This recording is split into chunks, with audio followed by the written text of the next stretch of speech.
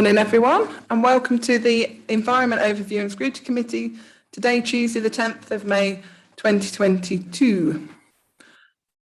We shall start the agenda. So any comments from the member of public?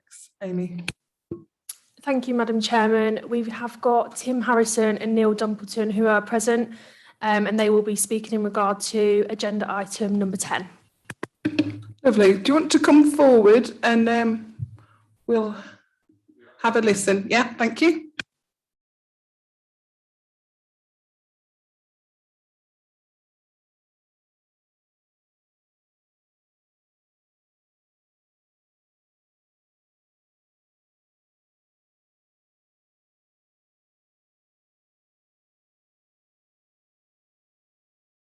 Yeah. Thank you. Welcome. Good morning. I've been asked to speak on behalf of the drivers at Autocabs, the owners of Grantham Taxis, Amber Taxis, Streetcars and CB Taxis. Mr Dumpleton will speak on behalf of the independent drivers. On the 12th of January 2021, the Council saw fit to follow a Hackney carriage and private hire licensing policy diktat propositioned by Dr Peter Mosley under the guise of air quality management. Mosley actually stated in his email to me dated the 13th of March 2021 that it was the Council's aspiration to improve vehicle emissions in the town. However, in an email dated the 30th of March 2021, he inferred that I should actually be grateful to the Council as the development of the outlet village and the plans for housing growth of the development Spittlegate Heath Garden Village would mean that it would bring extra customers to the licensed taxi trade. The irony of the fact that over 4,000 new houses would mean approximately 7,000 more unregulated vehicles, which in turn would be polluting the local air, seemed lost on him. He claimed there's been transparency. There hasn't. You ushered this in without fanfare until the consultation. When we responded at consultation, Mosley came back saying that it was too late. How ridiculous was it then to hold the consultation? I raised many questions with Mosley, and then after his disappearance with the committee, after his disappearance with the committee, individually, and Linda Wotton specifically. Not one question I raised was answered by anyone. In fact, Linda Wotton went on to email the others on the committee, on the cabinet, to say, let her deal with it, as I was just one person complaining. I've got a copy of that email. This was a blatant falsehood aimed at misleading the other committee members. Why? Mrs. Wotton, in her position, should have been fully conversant with the extended email conversation with Mosley. In my emails at the consultation stage, I highlighted that the trade had just been through the worst 2 years in the 30 plus years I've been involved with it. To then enforce an edict that doubled the purchase cost of your tool of trade was tantamount to a coup. Mosley showed no interest to this. As a rule of thumb, being forced to buy a car 2 years newer than previously meant almost a 100% increase in outlay. Couple this with the increased fuel, licensing, insurance and running costs, and it's easy to see why the local taxi trade is in the state it currently is. Did you know that you're putting an unfair restriction of trade that isn't applied to others that can trade in the area? Hackney vehicles from other areas can tender for contracts in the Skdc district whilst having the luxury of buying cheaper cars, thereby enforcing an uneven playing field when pricing jobs. This action means you will cause more, even older vehicles to be in your town that just don't come under your remit, completely backfiring your supposed reason for this suspicious change. This will also take money away from the town. Instead of local people spending locally, it will be outsiders spending their earnings in other areas. Why did the committee think this was advantageous in any way? 3 minutes. You are forcing the trade to buy more expensive tools on a whim, while unable to answer the questions about the ridiculous justifications you put out. Your only answer basically is that it affects a minimal amount of people this year. That being the case, and the fact that from 2015, all vehicles are Euro 6 compliant anyway, your despotic diktat makes even less sense. If you'd have waited until May this year, all 7-year-old cars would be Euro 6 compliant. By that fact alone, Mosley's claim that it was being done to clean the air is ridiculous. Couple that in with the fact, as originally said, that these vehicles already pass your stringent Hackney tests, by which virtue alone they are fit to apply for trade. Sorry, Mr. Harrison, have you got much more? No, just half. I'll let you finish. Thank you. You say the impacts of these changes were considered at length. Can I ask, did you consider the unfair pressure on trading you're putting on the homegrown taxi trade from Skdc versus the other areas of Lincolnshire or Leicestershire or Nottinghamshire? From what I can see, there was in fact little or no consideration given to this change, and nobody responded to my question about that. Did you consider the part of the trade that provides access to vehicles which single drivers cannot afford to purchase, such as myself, who buys 8 vehicles and rents them out to other drivers? They will now have their expenses rise exponentially as they provide many vehicles. Mosley said you do not routinely provide responses to consultations. Does that then not make the word consultation surplus to requirements? That makes it more like it's just an exercise for you to be able to say you follow due process. I would like to ask you at this time, did you in fact conduct an equalities impact assessment? Because as far as I understand, this is a requirement in law, and I've yet to see the results of such an assessment. I know because an FOI that you didn't conduct an environmental impact assessment, which is quite bizarre given the whole thing is allegedly about the environment. I, on the other hand, can provide countless testimonies from members of the public and vulnerable groups that the reduction of available taxes is negatively and dangerously impacting their lives, and I'm willing to forward these to you. The trade receives no help from the council whatsoever and never has done in all my years in it. It's merely a cash cow for the council to do with as they will on a whim. Thank you for your time. Thank you very much. We'll take those into consideration. Thank you. Can I ask Mr. Dumbleton?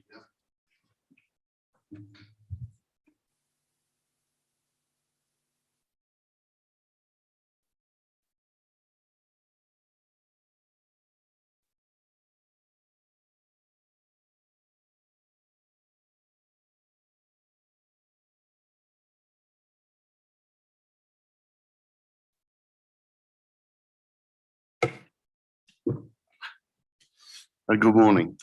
I'd like to start by saying that I and those I represent agree wholeheartedly and support Ms. Harrison's resolve and comments that he's just made. I'd like to throw my hat into the ring by stating that the current Hackney carriage and private hire licensing policy, I do not believe is fit for purpose for which it is intended. There are several reasons for this statement. The first of these is that the method of consultation was seriously flawed and virtually ineffective.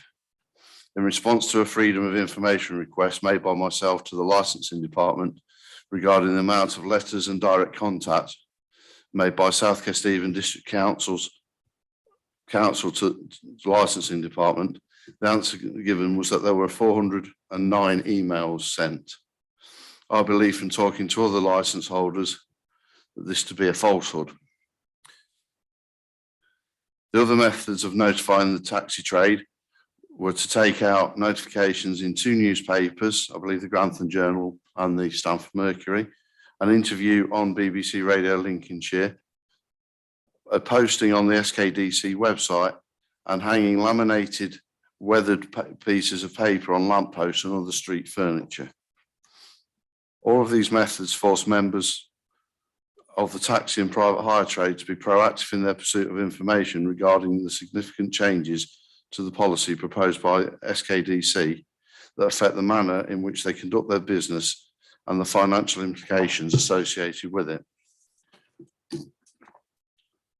This should not be the case. Any and all potential changes should be directly in writing and in a timely manner to the license holder.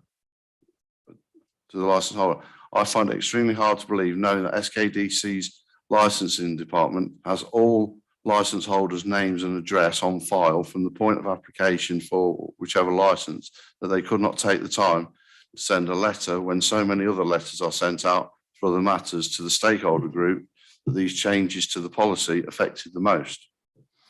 I do, however, believe that the so-called consultation was of little use or purpose. The only result derived from that was that it allowed South Kesteven District Council's licensing department to tick a box and give whatever results gathered lip service. Number two, the content of the policy. The 2020 policy also fails on 90% of the objectives that it sets out to achieve in section 1.2. How is this possible when a Hackney carriage can only one of the objectives is to apply a integrated transport system.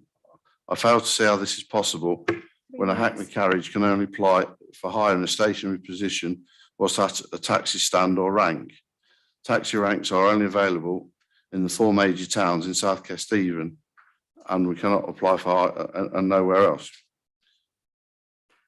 The establishment of professional and respected Hackney carriage and private hire trades. Our trades have been established, professional and respected long before this policy was even conceived.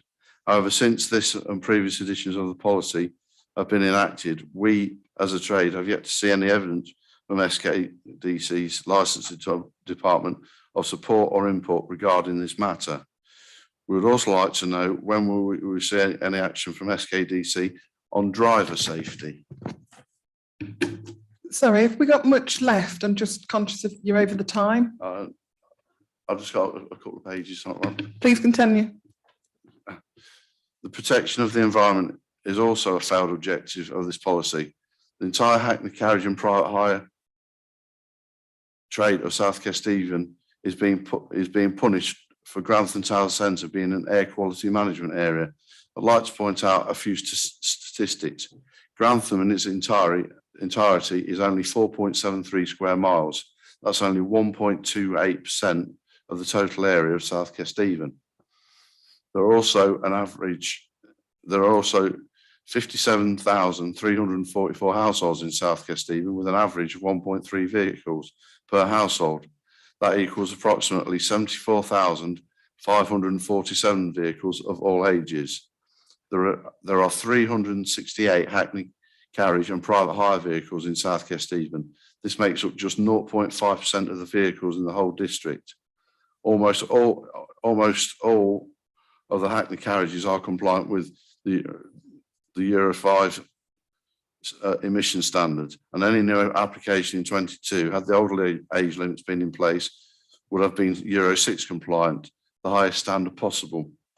Unfortunately, Skdc has seen fit to impose a 5-year age limit, an increased financial burden to, and a depletion of members in our trade because there is a problem in 1.28% of the district and 0.5% of vehicles registered are tasked with resolving it by being forced to buy newer, more expensive vehicles. Public safety is an issue also. With a 50% success rate, the rigours of DBS and proprietary checking are both necessary for the reassurance of the public and the trade itself. However, this success must be tempered with the possibility of an increase in property damage, public disorder and violent crime. This will be as a result of less people entering the trade and less taxis being available due to the restrictions imposed by the 2020 policy. This policy also fails on its merits due to the fact that its only real use is as a stick that Skdc can beat the Hackney carriage and private hire trade with when it has done something wrong or has not done something wrong it should have done, without aiding or contributing to it. Finally, I'm really sorry, can we just sum up now, please? I am doing. Finally, the policy is not fit for purpose due to the lack of respect and contempt shown by those who were given the responsibility of implementing the policy and those who dare question the actions and rationale of this. This can be seen in the emails from Mr. Harrison and Skdc and vice versa. I'd like to take this opportunity to, I would ask that the 2020 policy be set aside and a completely new policy be undertaken that involves contribution from all stakeholders and affected groups. I thank you for your time and your indulgence. Thank you very much. We'll take all points on board. Thank you. Any further public speakers, Amy? There's no more public speakers. Thank you, Chairman. Councillor Dix? Forgive me, but I just wondered, what the process is for responding to those, because, we had the review last time or the time before. I'm just wondering, how we may be able to react. Can we get to the agenda item and then we'll address that then? Is that all right? Well, we are discussing taxes and kind of a consultation from the government, so we'll address it then. Yeah. Can I just say thank you for attending? Thank you very much. Moving on to the agenda, agenda item 2, any apologies for absence? There is no apologies for absence, Madam Chairman, and all committee members are present. Thank you. Lovely, thank you. Item agenda 3, any disclosure of interests that anyone would like to make or share? No, lovely, thank you. Right, agenda item number 4, the action notes on the meeting held on the 30th of November. We'll do that one quickly. I do believe that some points were changed. So if we're all happy, can we kind of agree them, or any comments? No comments, lovely. Right, we'll take them as written. Agenda item 5, the action notes from the meeting held on the 8th of March. Any comments or any issues? Councillor Baxter. Thank you, Chair. Thank you, Chair. My only comment is that I'd like clarification, and I can't see anyone from Democratic Services here, but are these action notes or are they minutes? Because sorry, that was my terminology. Sorry. No, yeah, I think it says action notes on the agenda, but they're classed as minutes. It's kind of as we go along. So yes, I think that's a terminology. Yeah, could we ask someone in Democratic Services to get consistent? I don't mind which they are. I don't think. Will do. Thank you, Councillor Baxter. Are we happy with these? Yeah, lovely. We shall move on. No, we don't have to. Updates from agenda item 6, updates from the previous meeting. So there are a couple on the action sheet on page 23. And I think it's much as it's written there. So any comments? Councillor Baxter? Thank you again, Chair. I wanted to ask about 2 things which were in the action notes / minutes and not on the action sheet. The first one is the Jubilee Park. Councillor Baxter, we've already moved on. We're on the next agenda item. Well, sorry, this is the actions from the previous meeting. So you want to go back to agenda item 5? No. 6? Okay, carry on, sorry. Yeah, I'm not challenging the content of the minutes. Okay, sorry, that's my mistake, sorry. Oh, don't worry. Continue. So there's no mention on the action sheet of the Jubilee Park green flag status, and there's no mention on the action sheet of the water refill stations. In both cases, I think that we're supposed to have gone to the communities, certainly in I'd welcome feedback as to whether anyone has been to the Friends of Jubilee Park. I would say that the officer has been in touch with me, and I've started looking at the action plan for Jubilee Park, but I wonder if anyone has formally approached Friends of Jubilee Park, because if you remember at the last meeting, one of my criticisms was that nobody had been to the Friends of Jubilee Park ahead of that meeting. So I wonder if they have formally approached Friends of Jubilee Park yet. And similarly, I wonder if we can have an action or an update of what's happened as a result of the water refill stations comments, where I think we're going to go back to the towns. Has anyone got any information regarding these? Leave that one with me, Councillor Baxter. I'll make sure we get an update. All right.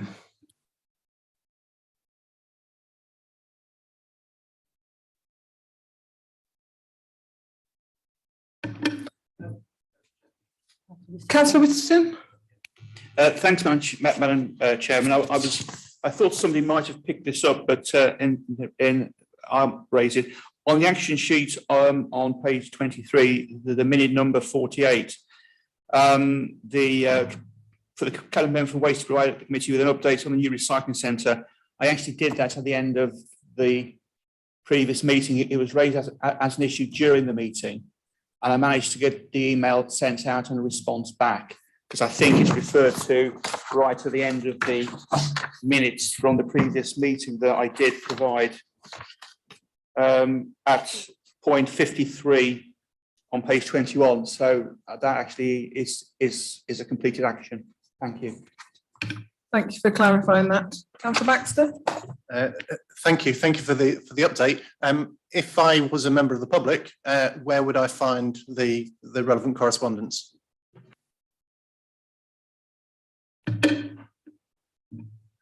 It is commented in our agenda for today, so the comments would be relevant here. Item 53 on page Page 21. 21.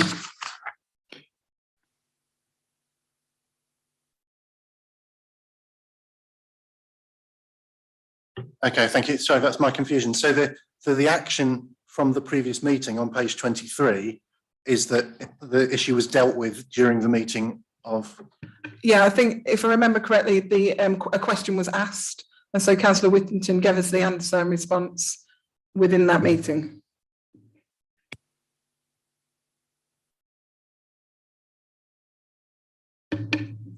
Agenda item 7, the food waste collection trial final report. I believe Anne-Marie Coulthard's going to present this. Thank you. Good morning, everybody. I'm presenting this report on behalf of Councillor Whittington, who obviously is here to answer any particular questions you may have.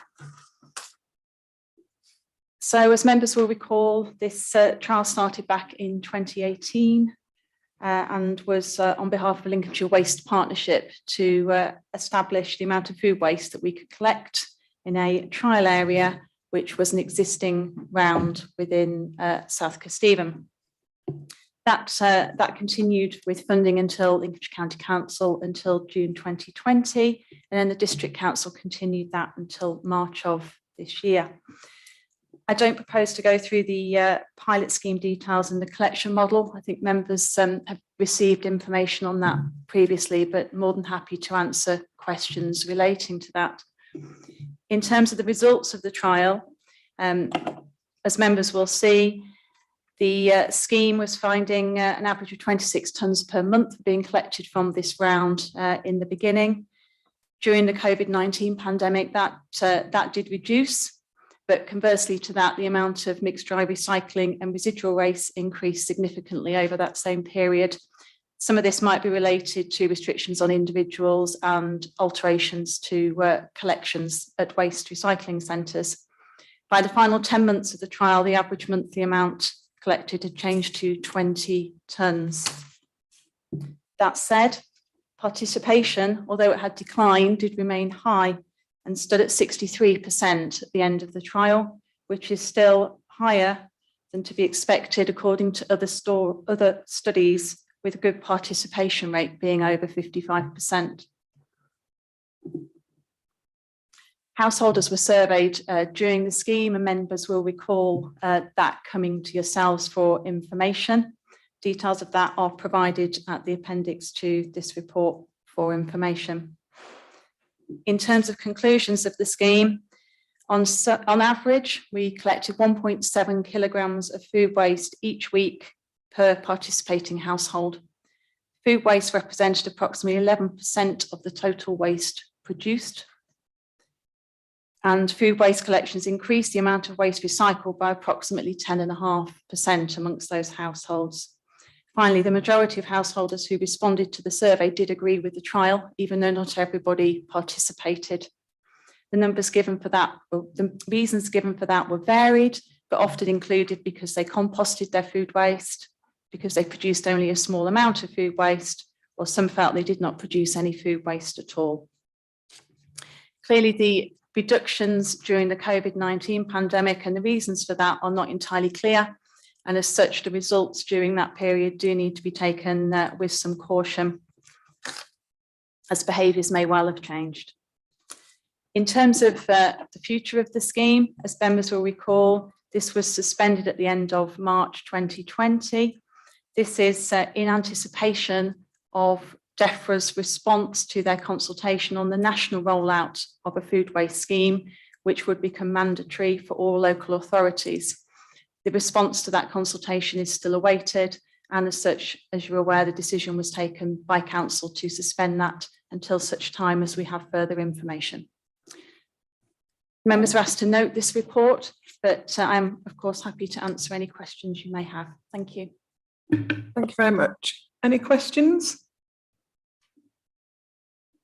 Councillor Baxter. Thank you, Chair, and thank you for the report.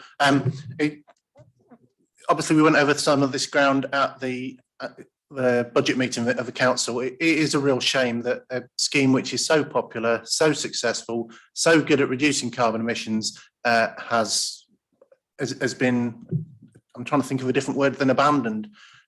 We know that we're going to have to do this in the future. We know that it's going to cost us something to do it.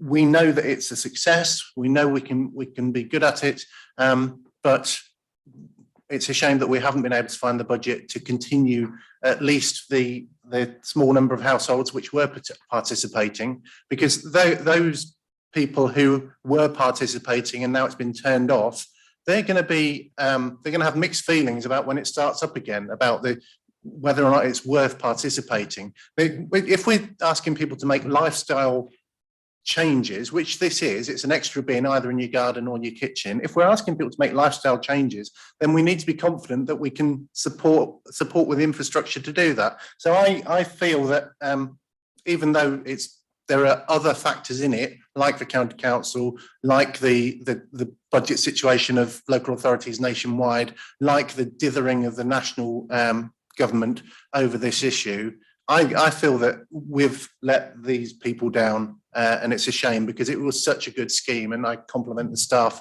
all the staff involved in making it work for so long. Thank you. Thank you for your comments. Anyone else? Councillor Westropp. Thank you, and sorry I was late. Diary said one thing and the agenda said another. I just got a really quick question. Since we've stopped doing it, have we had any feedback? Has anybody been in touch to say it was great and they want it back, or have we had any feedback, or has it just been absolute radio silence from those that were part of the trial? Anne-Marie, do you have any information on this? So as part of the wind down of the trial, we wrote to everybody that participated, thanking them and giving them some information on that. We have had no as such complaints about closure of the trial that I am aware of. Clove was the operational manager there. Is there anything to add to that, Clover? No, we've had no complaints, no feedback, in fact. Thank you for that. Councillor Whittington. Yes, thank you, Madam Chairman. I've received 2 emails from members of the public who were members of the food waste scheme expressing their concern that the trial scheme was stopped at the end of March of this year, and I've responded explaining the background to the decision. I've had no response back from either of those members of the public who contacted me. My personal view is it is a shame that we've had to stop it, and it really is that one of the potentially the biggest issues we had wasn't just the revenue costs of doing it, was the fact that the 2 vehicles that we'd acquired to undertake the scheme, but were both second-hand when we purchased them, and in last financial year cost over £70,000 to keep on the road. So it's not just the £30,000 cost of the scheme, it's the fact that these vehicles are costing a considerable amount of money to keep on the road and are actually at the end of their useful life. The reason why we purchased second-hand at the time was we thought that the food waste scheme would be going national within 3 to 4 years, and therefore buying second-hand vehicles to see us through was a decision that was taken at the time. I have to say, I really do wish. I know we're talking next agenda item on the Environment Act and its rollout, and it is really a case of us having to wait until central government do get their act together and contact us. But it's not just about the rollout. Potentially, the financial impact of implementing the Environment Act could cost this council up to 3 to 4, maybe even £5 million.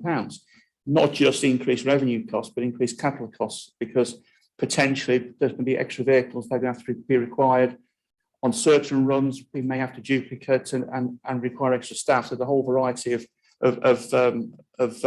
costs there.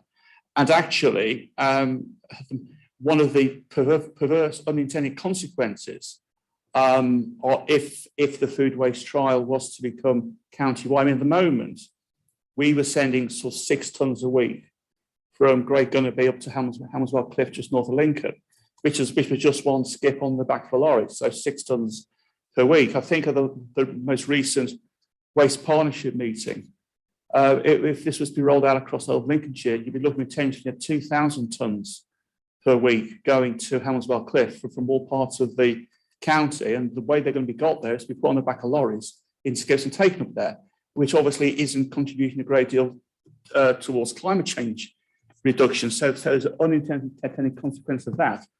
Plus the fact of the present amount of time, the majority of, in fact, all food waste now, because it's now collected in the black bags that across the county, is all incinerated at the energy from waste plant. And it's actually the high calorific value that the food waste actually has that enables the energy from waste plant to operate at optimum capacity and capability. Perverse side effect is that if we collect food waste separately and it goes to Helmswell Cliff to the anaerobic digester, is that the calorific value of the black bags, the residual waste, which is currently burnt, will be reduced. So to make the energy from waste plant less efficient, and the only way to increase the calorific value back up to get the plant to run to full optimum capacity would be to burn oil as well, which, as you know, is not exactly going to be particularly good for the climate either. So unfortunately, there are unintended consequences of any rollout of separate waste collection.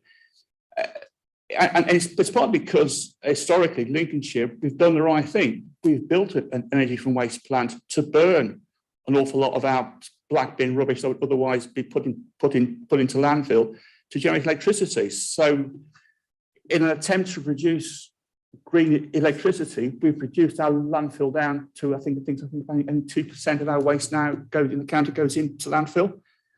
But of course, the unintended consequences mean that potentially, if food waste does become rolled out across the county, I suspect the carbon footprint will actually increase for both reasons I've outlined, and there'll be a significant financial cost to all councils.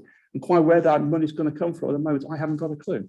Thank you, Madam Chairman. Thank you, Councillor Whittington. Any other comments? No? Oh, Councillor Baxter. I just need to come back to some of the things that Councillor Whittington has said. I would like to see the empirical evidence to show that a food waste collection scheme would increase the overall carbon footprint. I doubt that so many professionals would be so invested in segregating food waste to reduce carbon emissions if it were known that they actually were going to increase carbon emissions. We are collecting waste from people's houses anyway. And the second thing is the energy from waste plant, although laudable better than landfill, it is a shame that since the design of the energy from waste plant run by Lincolnshire County Council, since it's been built, yes, it has been producing electricity, but the heat, a lot of the heat from the burning is thrown straight into the atmosphere. There is no recycling or recovery of the heat that is generated. And that is another missed opportunity, but not for this council, it's for our colleagues at county. Thank you. Councillor Dilks. Yeah, thanks, Madam Chairman. This was a trial, a pilot, and I congratulate the District Council for jumping in and saying, yes, we'll do it for the county. And what it has shown is the massive potential. When you start looking and saying, we averaged 26 tonnes a month of food waste that we were collecting, that wasn't across the whole district, of course, that was across less than 5,000 of our residents, or 5,000 households, I should say. So when you multiply that up to the potential, it is, as I think Councillor Whittington said, there is massive potential there. And whilst I appreciate the difficulties in doing it, I think, where there's a will, there's got to be a way. And I think we have got to start looking at, how can we overcome some of those difficulties, which I accept are there. But I just sort of look and say, look, we went through the pandemic, and then in the final 10 months, oh my goodness, the monthly collection reduced to 20 tonnes. So we were only collecting in the worst period 250 tonnes a year of this, this potential sort of opportunity, if I can call it that. The other thing is that, as colleagues have said, when you look at the actual report, 96% of those that took place thought it was a good idea that South Kesterton was doing this, and I think it's only 1%, 1.6 or something it says, thought it wasn't a good idea. That really tells us something, that actually our residents are on our side when we come to, the challenges of climate change, if I can put it that way. So, I don't think we should I think we should certainly keep looking at how we can overcome some of the difficulties. Thank you, Madam Chairman. Thank you, Councillor Dilks. Yeah, I'd just like to kind of reiterate what Councillor Dilks just said, really, that we did take the trial on and we've proved that it was a good trial, and to do this for another partnership, I just think it just kind of shows SK, are kind of wanting to move forward. So, yeah, I just wanted to kind of put my own opinion in there. Quickly, I'll come back to you, Councillor Whittington. But I mean, one potential option at the moment. I mean, at the moment, the reason why Hemswell Cliff has been touted as being the anaerobic digester for Lincolnshire is that they have confirmed to the Lincolnshire Waste Partnership that they would have the capacity to take the 2,000 to 2,000 tonnes per month that would like to be generated. At the moment, they take food waste from other sources. An awful lot of what they do comes from supermarkets at the moment, and a lot of it comes in plastic, in the plastic packaging and other packaging. So a big part of their cost is the separation of the plastic bits out, so they can then stick the food waste back in. One other option potentially could be to start reducing potential carbon footprints of dragging all this stuff onto Hounswell Cliff. Might be to start working locally to develop local anaerobic digestive plants. But that potentially could involve the council or group of councils working with the private sector to say, well, okay, let's build an anaerobic digester in somewhere within South Kesterton, but we would be potentially into having to do this as maybe a joint venture with the private sector, or perhaps working with other neighbouring local authorities to provide something. Potentially that may even involve going outside the borders of Lincolnshire. I don't know. So there are other potential options. At the moment, Hounswell Cliff is being touted because it's indicating to us that it has got a capacity to take everything, because all it will do is it will displace the food waste it takes from us. It'll just take less from the supermarkets, which of course means then that stuff the supermarkets generation will have to go somewhere else anyway. So in the whole system, there will have to be extra anaerobic digester capacity somewhere in the system. So that might be a way forward. But at the moment, we have got big concerns about hauling all this waste up to Lincoln, because it will only be able to get there on the backs of lorries. Thank you, Madam Chairman. thank you for that. Thank you. If there's no further comments, we'll move on. Agenda item 8, the update on the Environment Act. I'll hand you over to Anne-Marie, who's going to present. Thank you.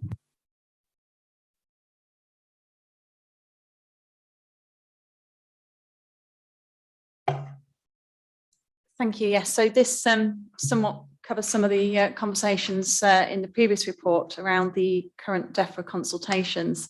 As members will recall, back in the summer of 2021, DEFRA released 3 consultations relating to recycling and the disposal of waste.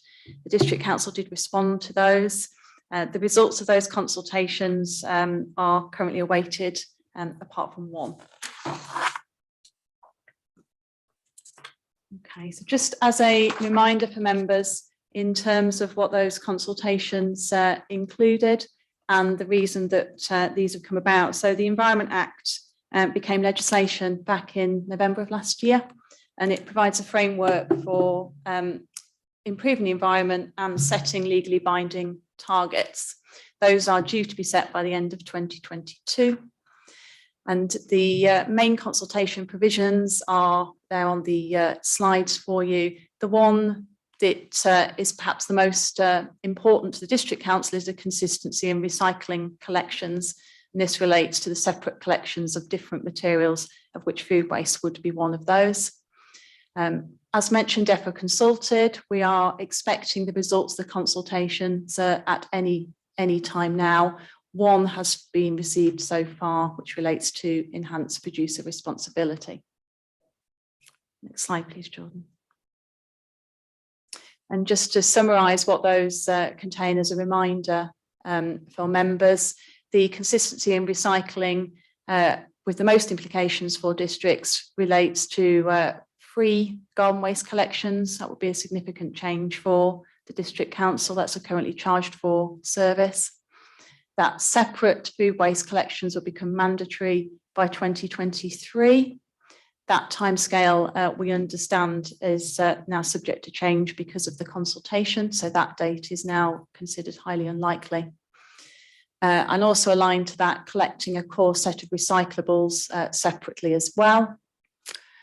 And then following that, moving on to flexible plastics such as film later in 2026-27. And the consultation also included requirements for business premises to also separate their food waste and other wastes for collection. Enhanced producer responsibility. This has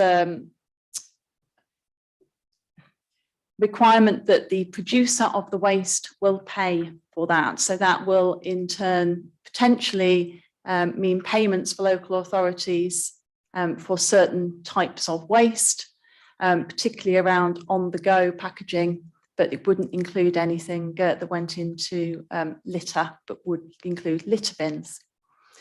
It applies a series of modulated fees to the producers of the material. So the more recyclable the material, the less they would pay into that system potentially.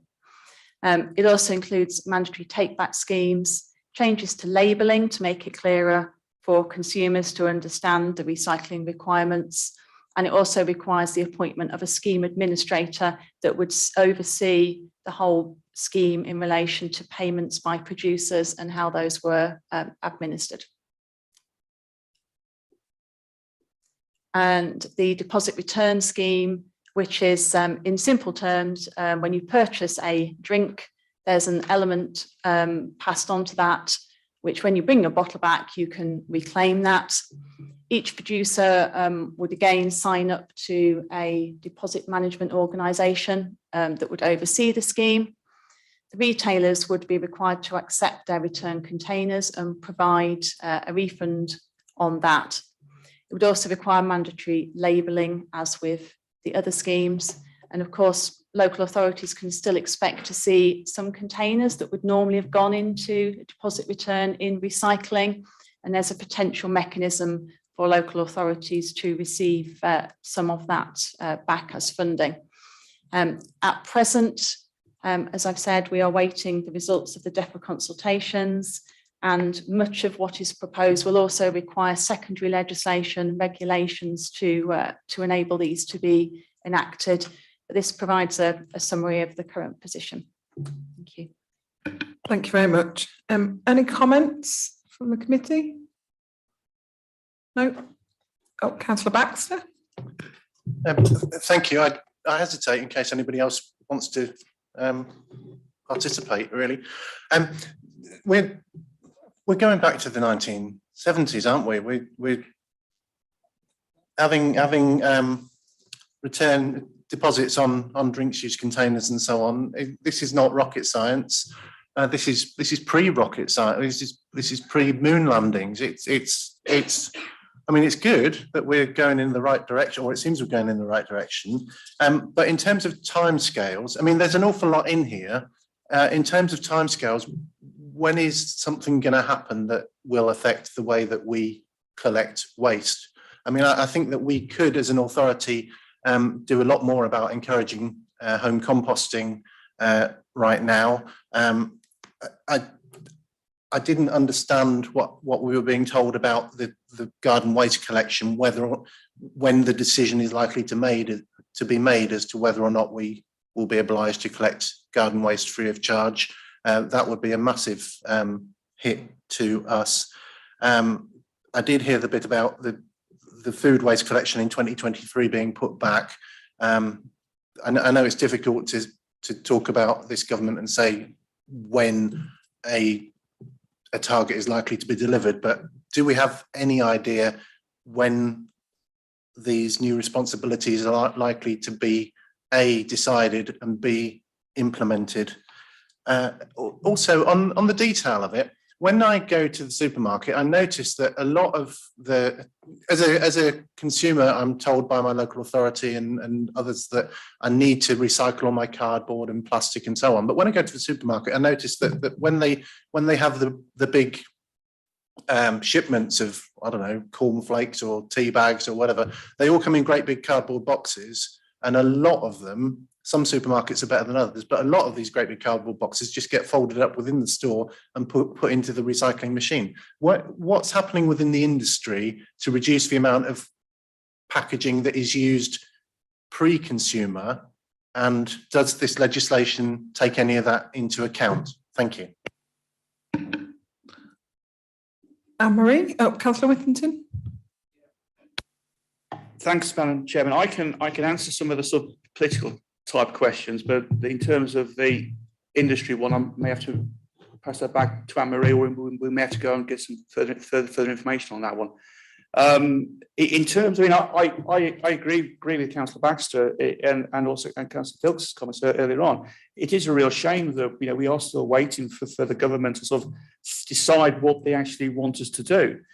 I mean, one of the potential reasons, and I think Councillor Baxter alluded to when he referred to garden waste, if we have to collect garden waste as a statutory service, this is going to cost, this potentially, in terms of both lost income at the moment,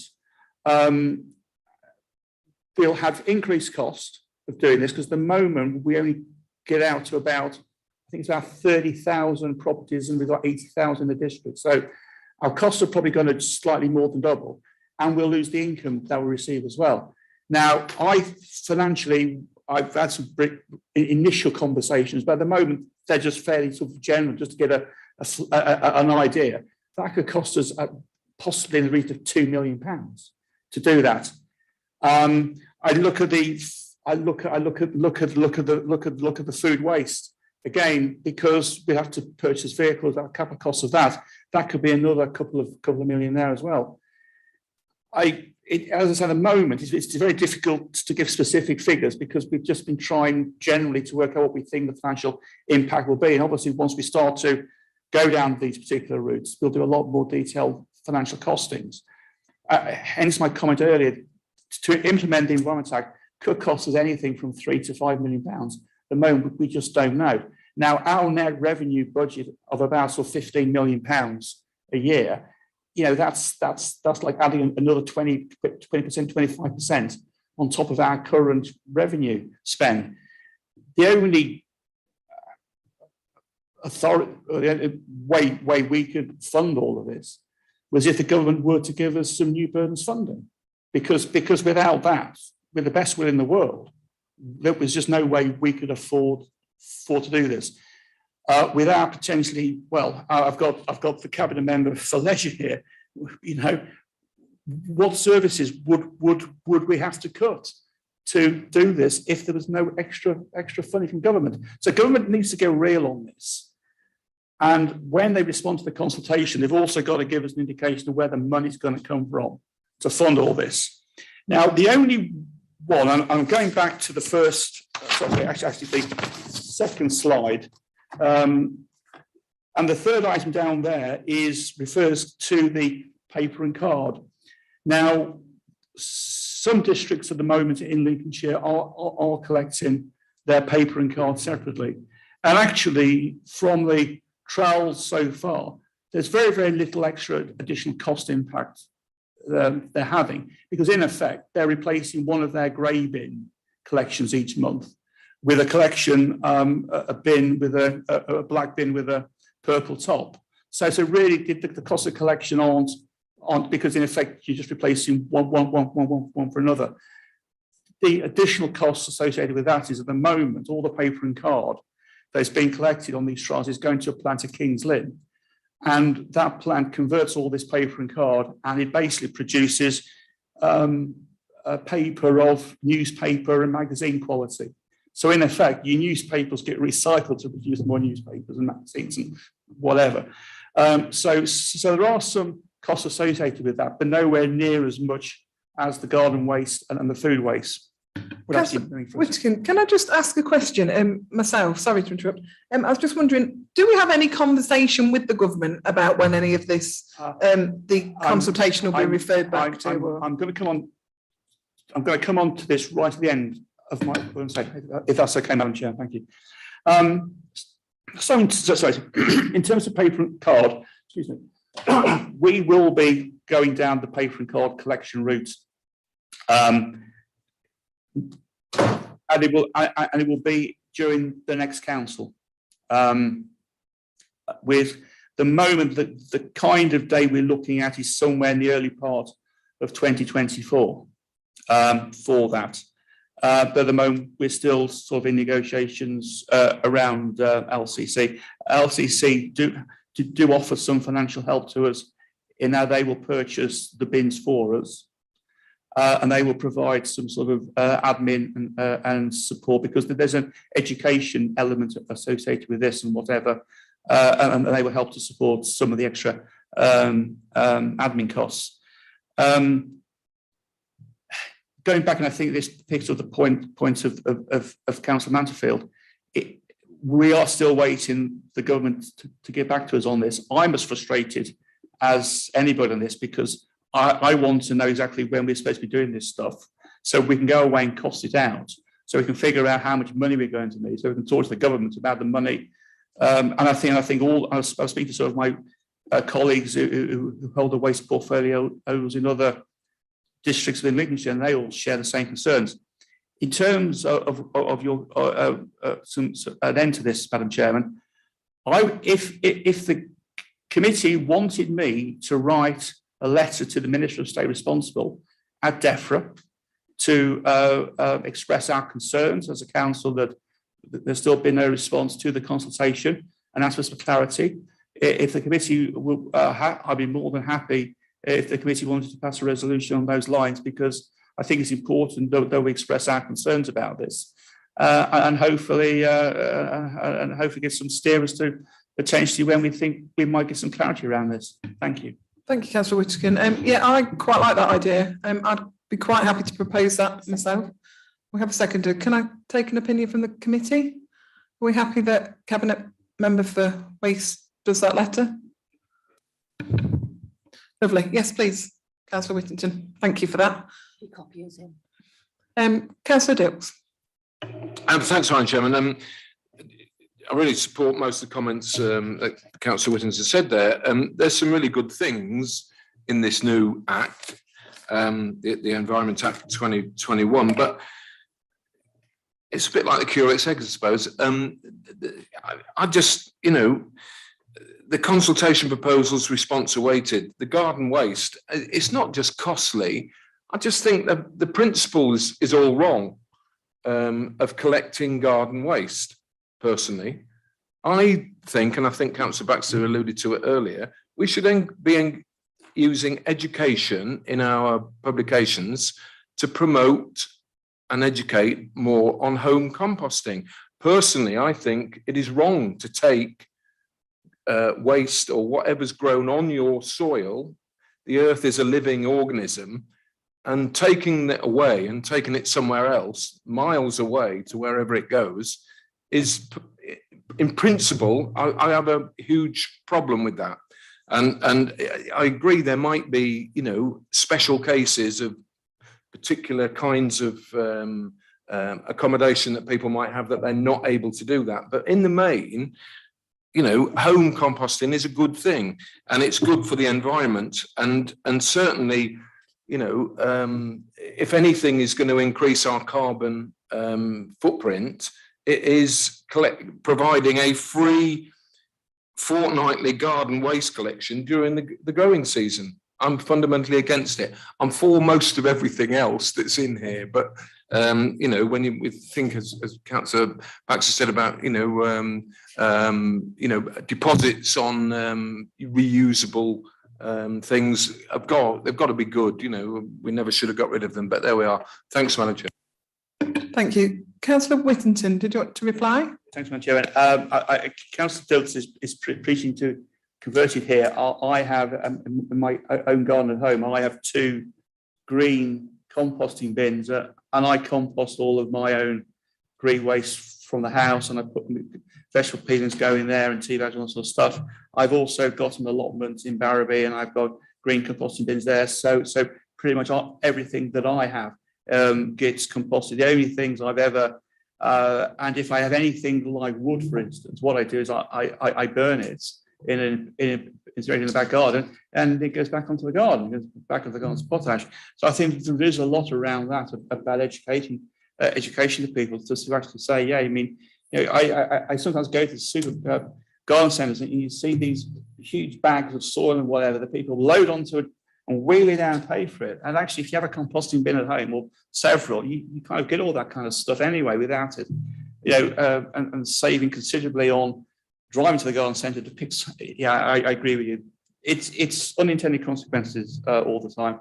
And in terms of, I remember when I was growing up in Skillington in the sort of late 60s, as long ago as that, we used to go around the village and collect all the pop bottles and then go to the village shop when there was a village shop there and exchange them. And that was how we used to buy our sweets and crisps and stuff.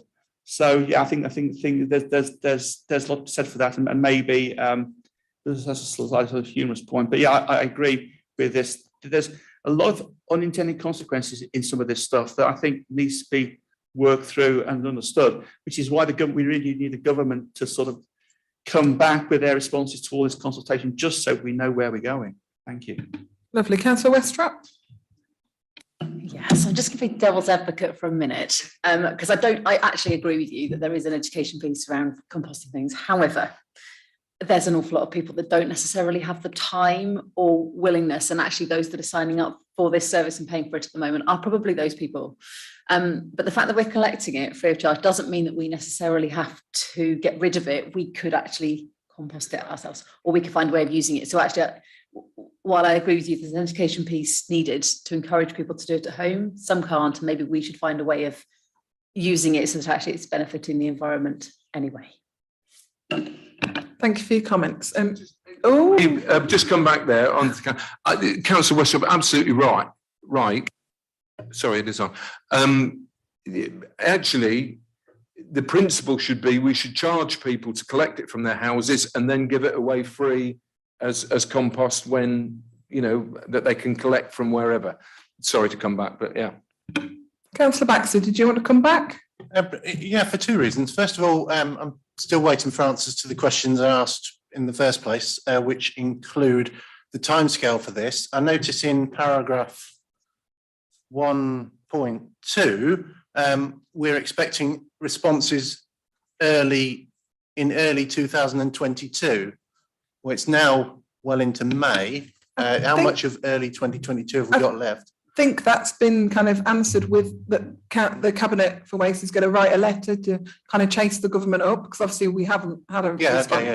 So I think that's kind of already been answered. Okay. And then I was asking about the whether or not the legislation applies also to pre-consumer waste in supermarkets and so on. But then also to add on to this point about composting, yeah, I'm really pleased that Councillor Whittington does his compost and also Councillor Dilks, and I do that. Well, that's 3 out of 70,000 households. What are we doing to encourage the other 69,997 houses to do it? Yes, I don't think it's any more time consuming to have a compost bin than it is to use a green bin. In fact, less so, because I put my green bin out less often because there's nothing in it. And also, if we were going to take it off to put in windrows or compost or wherever, it does require for that amount of houses a lot of area to put aside for the composting of waste. So it's not without cost, and it's also not without carbon emissions, because going back to our conversation about the food waste, if we're collecting, we've got to take it on the back of a wagon, and we haven't got any electric wagons to do it. So yeah. Okay, tell me if I'm wrong, but I think the legislation bit has also been answered, but I will just go back to Anne-Marie. Yeah, if I may just answer your two questions. One about the material that the packaging of the packaging for the supermarkets. The consultation relates purely to household, so it's post-consumer. It doesn't currently include that sort of material unless that changes during the period of the consultation when we get a response. And in relation to composting, the council does have information on its website. We support something called Get Compost. People can purchase composting bins, and all information on that scheme is available on our website. Thank you. Thank you for that. Councillor Whittington. Thank you, Madam Chairman. In terms of the composting, I'd be quite happy for us maybe to put something in the next issue of SK Today, or put some stuff out on our social media feeds, and maybe even a press release about composting and all of the sorts of resources that are available and how people might access it. I'm sure, Anne-Marie, we can arrange that to try to push the message out there that composting is easy, cheap and green. Thank you. Thank you. Any other points? No, are we all happy? Lovely. We'll move on to agenda item 9, climate change update. Serena. Thank you, Chair. So I've put together a short update for the committee, which was requested as a standing update in the last session, just intended as a brief update on items that have progressed since the last session. So firstly, we have been working on a joint campaign in Lincolnshire around awareness of climate change, which will be targeted towards residents and businesses. That's a discussion that we've been having as a group of district councils with the support of Lincolnshire County Council. And I hope to bring a further update on the outcome of that to a subsequent committee session. We are also, as part of our carbon reduction action plan, shortly to undertake a review of the council's fleet of vehicles. Currently, the council's fleet of vehicles is responsible for at least 25% of our overall carbon footprint, so quite a significant proportion. And some efficiency initiatives were highlighted in our sort of carbon baseline work, which was completed in 2020. So it's good to see this progress. This is some support we're getting through the Energy Saving Trust. And the review is expected to examine some operational opportunities, which will reduce overall mileage and therefore reduce our direct carbon emissions. So again, look forward to being able to provide the committee with a fuller update on that in due course. Plans are also progressing regarding some planned upgrades of lighting within the Guildhall Arts Centre to energy efficient LEDs. LEDs are typically 60% more efficient than your typical sort of incandescent bulb. So once complete, the works will see a sort of quite a modest financial saving. But as energy costs increase, that financial saving will increase. So that will be quite a good project, and again, contribute to reducing the council's carbon footprint as well. I've shared a number of updates on our tree planting work. So I previously updated the committee on our application via the Woodland Trust to their emergency tree fund, which was opened by invitation to a number of local authorities, ourselves included. We have been informed that all local authority applicants, the decision for the outcome of that funding has been deferred until at least June, which is a little bit disappointing, but we look forward to a further outcome with that and continue our sort of ongoing discussions with the Woodland Trust as well. And we've also been informed by Lincolnshire County Council that their application, which was a consortium application with the support of the districts to the Trees Call for Action Fund, was unfortunately unsuccessful. But again, we continue discussions to look at what sources of grant funding exist there and to work as a wider group as well to sort of advance our tree planting work and aspirations. My final update just relates to our carbon footprint reporting for the 2021-2022 financial year. So we're currently putting together the data for that and all of the sections in our carbon footprint. And currently it's expected that we'll be in a position to publish that report in autumn. Those are all the updates I've brought to the committee today, but I'll be happy to take any further questions on that, as well as Councillor Whittington. Thank you. Thank you, Serena. Can I go first on this? Very disappointing to hear that we didn't get any funding from the Lincolnshire County Council consort. Are we kind of using or looking out for other kind of applications? Because I understand there's another one called the Urban Tree Challenge. I don't know if we'd kind of being part of that, or if we're able to be part of that. Yes, thank you, Chair. There are a few opportunities which are being looked at, the Urban Tree Challenge Fund being one of them. Currently, I understand that we can submit to that ourselves as a district council, but we're looking at options to explore that as a group as well. Lovely, thank you. Any comments from the committee? Councillor Dilks. Sorry, just to share your concerns. I was going to raise that. So, disappointing that we didn't get that. Yeah, I just wonder if you could say a bit more. Do we know why we didn't get it? Where did the money go to? I'm not sure how much it was under that particular fund, but there are. I thought I think this is Queen's Jubilee. The county are involved, aren't they, in promoting? And I just wonder if you could say a bit more about, are we expecting more from, or something from the county relating to trees at least, if we didn't get this particular grant? Thank you. Thank you, Serena. Thank you, Councillor Dilks. Yes, so the Trees Call to Action Fund was a sort of capacity building source of grant funding. So in essence, it would have funded an officer post, and the officer would have worked across all of the districts. And it was quite distinct in that point of view, and that is a resource which we've spoken about as a group that would be really useful for us. Currently, obviously my remit as a sustainability officer covers a lot of different areas, not just tree planting, so there is a capacity issue there. We are aware of several sources of funding, some of them open to Lincolnshire County Council as the upper tier authority and not to ourselves, but we continue to look at all sources of grant funding that we can bid into. As I'm sure that you're aware, Lincolnshire County Council have quite ambitious targets around tree planting, which we want to support as a district as much as we can. We've already put forward a number of our sort of areas of open spaces for the treescapes funding. Sites for that were completed earlier in the year, as well as the sites which we completed using our own internal funding late in 2021. So we do keep our eye open for sort of any opportunities that we can sort of try and grab some grant funding for this area of work, really. Lovely, thank you, Serena.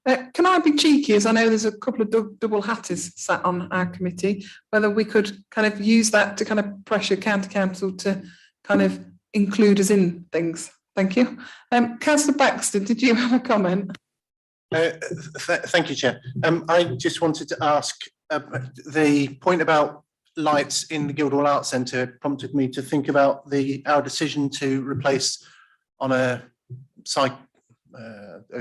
ongoing programme of replacing streetlights with LED. I wonder how far we've got into that programme and whether or not we're seeing the financial benefit of it yet. I think last time we took notice of it, we'd only done about maybe 100 out of 3,000 lights.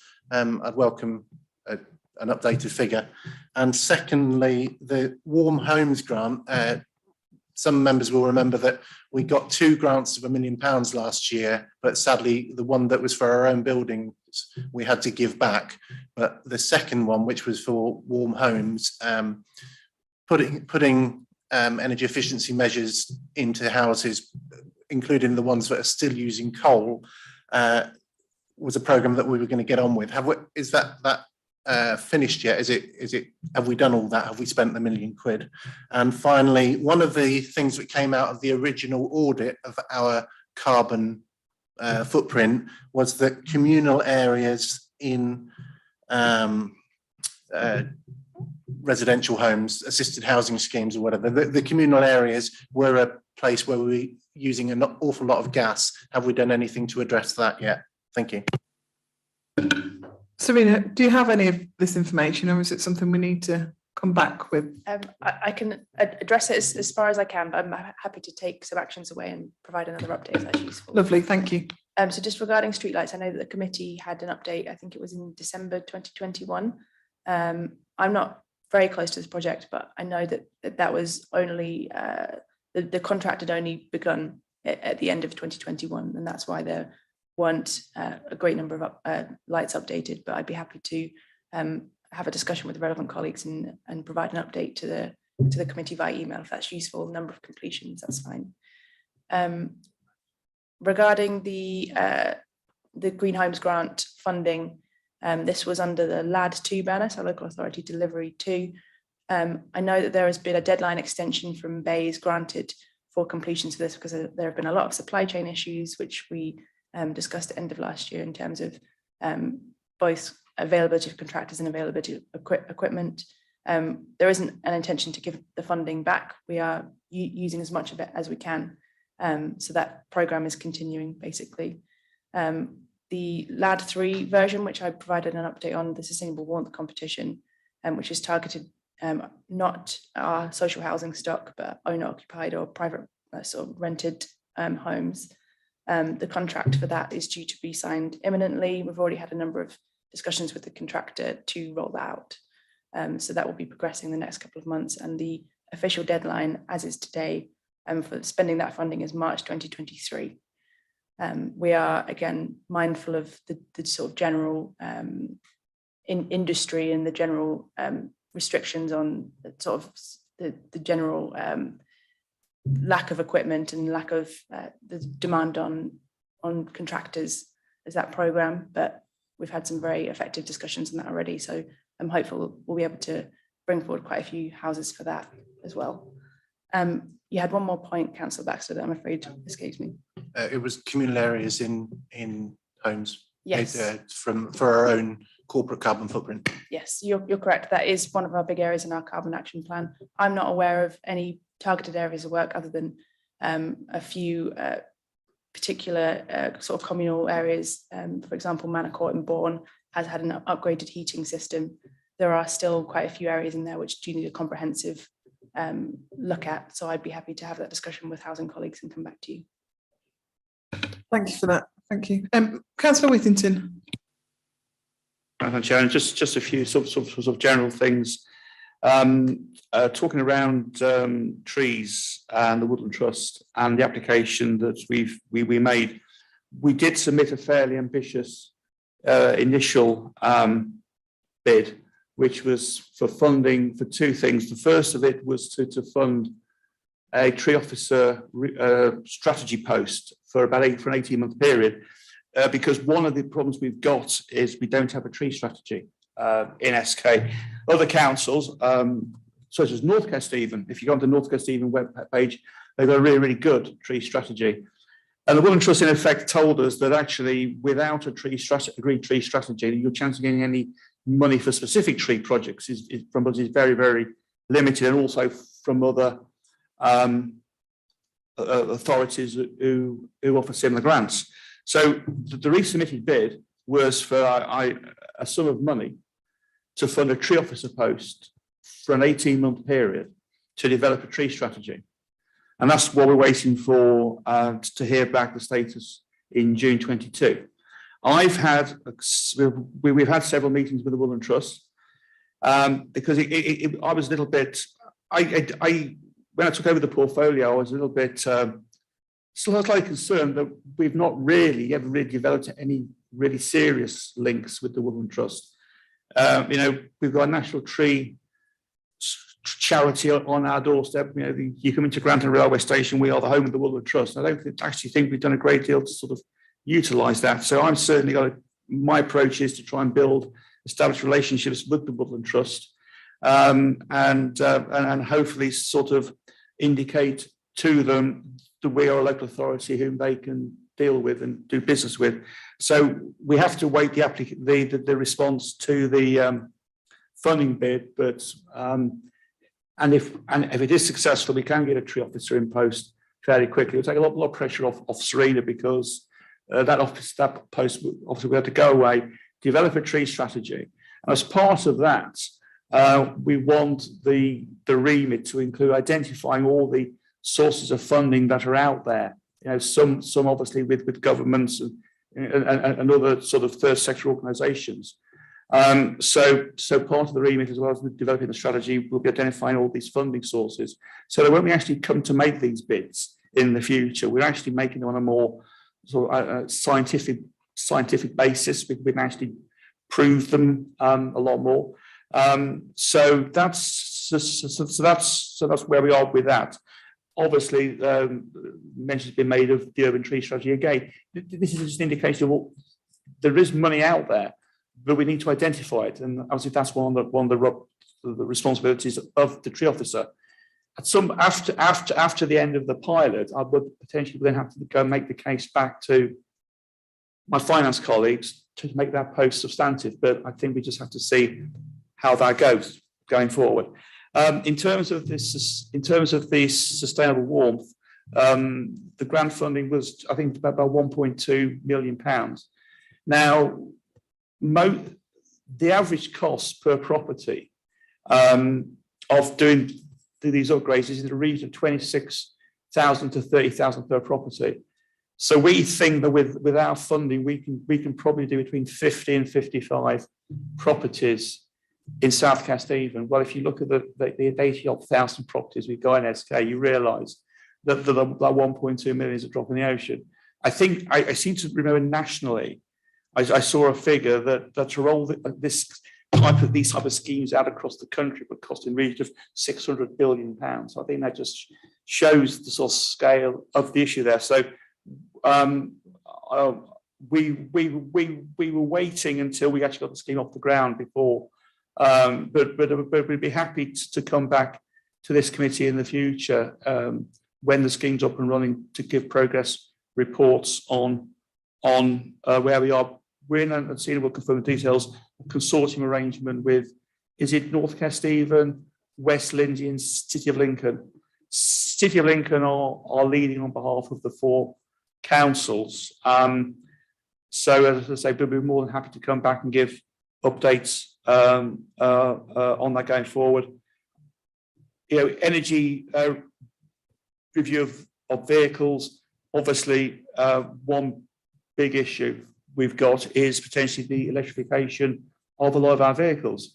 We're having conversations around our waste freighters, for example. Now, at the moment, there are a number of pilot schemes that are out there. The most recent one that's been launched is Kingston upon Thames Council in London. They contract their waste collection out to Veolia, and Veolia are currently got a fleet of electric vehicles around the London Borough of Kingston. I believe, Serena, or maybe Anne-Marie or Clover on this one. There are other London boroughs that have got electrified fleets at the moment. But one of the advantages they've got is that their waste collection runs are a lot shorter than ours. And a waste run for them might only be 10 or 15 miles because it's concentrated within a city. One issue that we would have with electrification at the moment is we could probably get waste freighters halfway down the A1 to Stamford or the Deepings. So the technology just isn't there at the moment. On that, Aberdeen City Council have currently got a pilot scheme with hydrogen-powered freighters. Now, it may be that, and also at the moment, there are buses that are powered by hydrogen. It may be that if the battery technology isn't sufficient for electrification for some of these large vehicles, then maybe hydrogen would be the alternative to that. But at the moment, I just think that the science just isn't there at the moment, which is an issue for us because we replace a number of our waste freighters every year. We know by 2030 we need to be replacing taking the diesel powered ones out. But at the moment, the technology just isn't there at the moment for us to commit either way in terms of servicing the demographic, the very nature of a large rural area. So hopefully there'll be some clarity around that. Just in terms of cost, a conventional waste freighter, diesel powered, is in the region of £180,000 to £200,000. A twin-podded conventional freighter, £220,000. At the moment, the prices like we were quoted for electric freighters are in the region of £450,000. So they're more than twice the amount. So that obviously has a big impact as well. These are all questions that we are looking at and considering. It also has an impact on the new depot build as well, because do we put in electric infrastructure there only to find actually electric freighters on the way forward and maybe hydrogen? These are all questions, Madam Chairman, that are out there in the ether, and when we are trying to pull them all together. But as we go forward, we will be bringing updates back to be, and happy to bring regular updates back. Thank you. Thank you, Councillor Winton. Any other comments on this item? Yeah, Councillor Dilks, welcome back. Just make the point there that ironic, isn't it? Or it shows what progress is being made when Aberdeen, as you tell us, Aberdeen, the centre of the North Sea oil industry, is actually looking to bring in a new fuel for their freighters. Amazing, isn't it? Yeah, thank you. Thank you for that. Thank you ever so much, Serena. We'll move on. Agenda item 10, the government consultation on the taxi and private hire vehicle licensing best practice and guidance for licensing agencies. Councillor Ward. Thank you, Madam Chairman. I might have a disclosure of interest here. I'm married to a taxi driver. His name's Bernard. So I thought I'd best bring it up. Thank you for that. That's noted. Heather Green, are you presenting? Yeah, I am, thank you. So good morning, everyone. I'm presenting this report on behalf of Councillor Linda Wotton, and I give her apologies. So this is the consultation on the best practice guidance for licensing authorities in England. Just to give you a bit of background, first of all, that the first best practice guidance was issued in 2006. Much has changed in the industry in the intervening period, and the Department for Transport has updated the guidance document to reflect new ways of working, and they're now seeking information and consultation on the new document they've issued. It is a public consultation, so it enables interested parties, including the public, operators, drivers, and representative bodies to respond if they feel fit. The consultation closes on the 20th of June. What I've done is in Appendix 1 is all the questions that have been asked. The consultation document does say that the vast majority are yes/no answers, with some areas of qualitative statements that we can put in. So what I've done in Appendix 2 is the report that's on the screen for you. I've put proposed responses. Naturally, if the committee would like to change any, that will be what I'll do. But it's just, I've tried to put proposed responses and some pertinent information. What I've also done is that where the existing policy has a response to a question, I've given the current response. But again, if you want it changing, that's not a problem. So the first section is accessibility. So in the consultation questions, around accessibility are, in your view, should the licensing authority introduce inclusive service plans for taxis and private hire vehicles? Do you agree the licensing authority should introduce the accessibility measures proposed in the best practice guidance? For both of those questions, I propose an answer yes. So the third question is, in your view, are there any other measures licensing authorities should take to improve accessibility to taxis and private hire vehicles? The proposed answer is no, not at this time, if the consultation proposals are adopted. If we move on to the next slide, there's some pertinent response information. So there's disabled people can be very reliant and taxis and private hire vehicles. The proposals within the consultation, and I've given you the points there to look at if you wish, to consult with disabled passengers regularly on their experience, although there is no definition of what regularly means, so it would be up to an authority if this was adopted to decide what and the period they wanted to adopt this consultation. All licensing authorities should develop and maintain an inclusive service plan. It would have to be made available on the authority's website and in alternative accessible hard copy formats.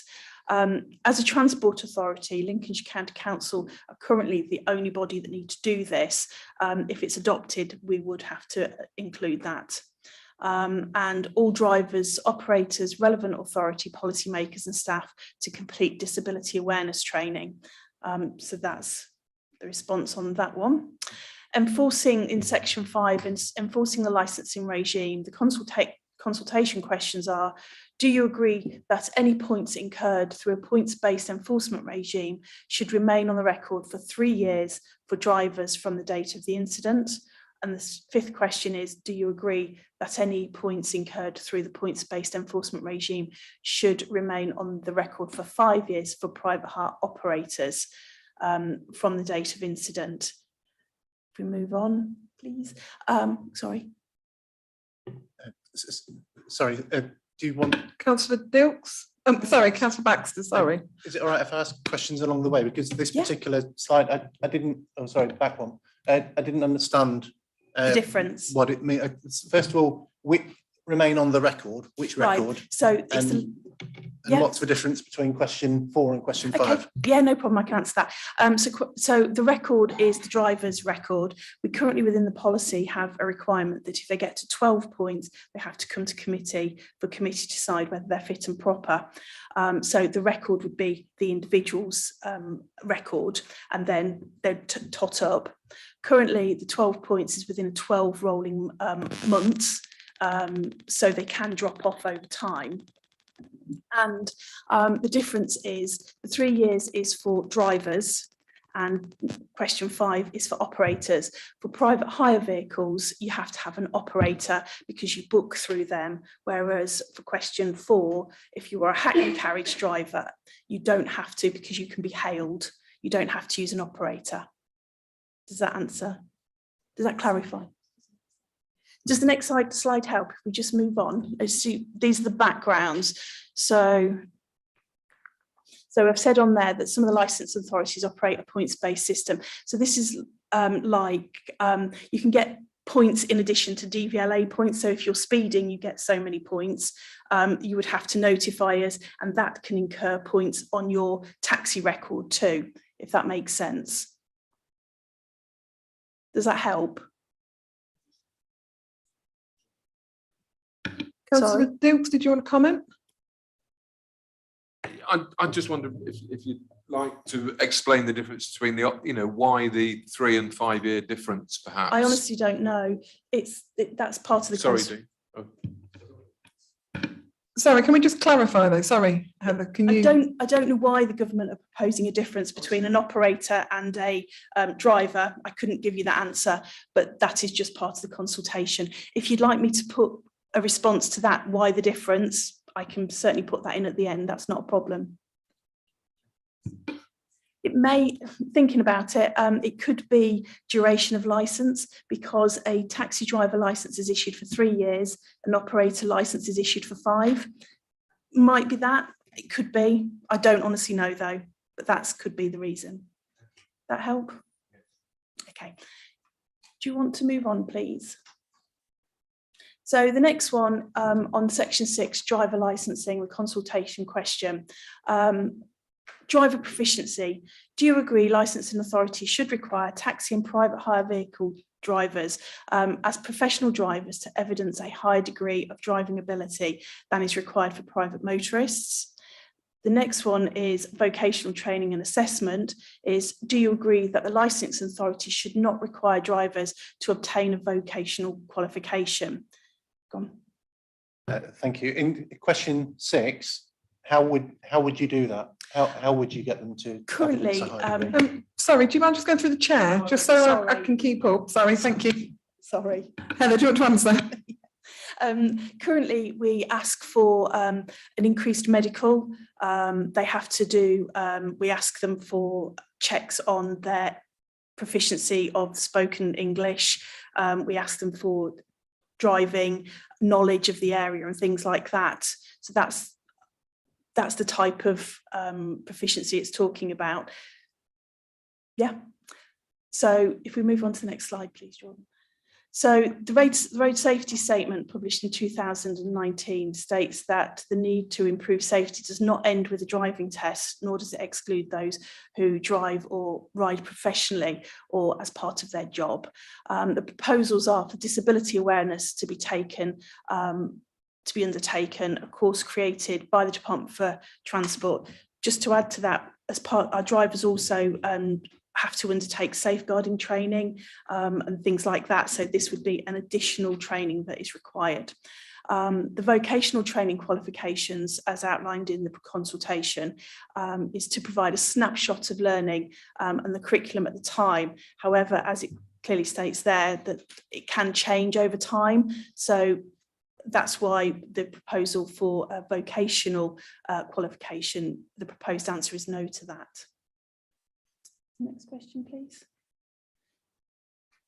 So continuing with the licensing, there's a topographical knowledge test. So in your view, should private hire vehicle drivers be required to pass some form of topographical knowledge test? And if a private hire driver has to pass a topographical test, should this be the same test as a Hackney carriage driver, or should it evaluate the candidate's ability to plan a safe route to use a navigational system? So we've currently said no for both responses, because private hire,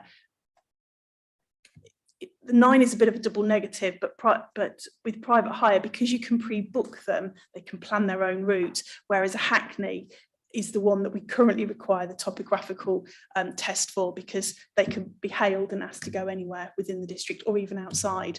So that's the response for that, because that is what our current policy says. Vehicle condition check is, do you agree licensing authorities should require drivers to conduct daily checks of their vehicle, similar to the checklist provided? And that's in Appendix E, which in the consultation, but I've also put that as Appendix 3 for you in the report, so you can have a look at it if you wish. What, if any, comments you have on the vehicle conditional checklist?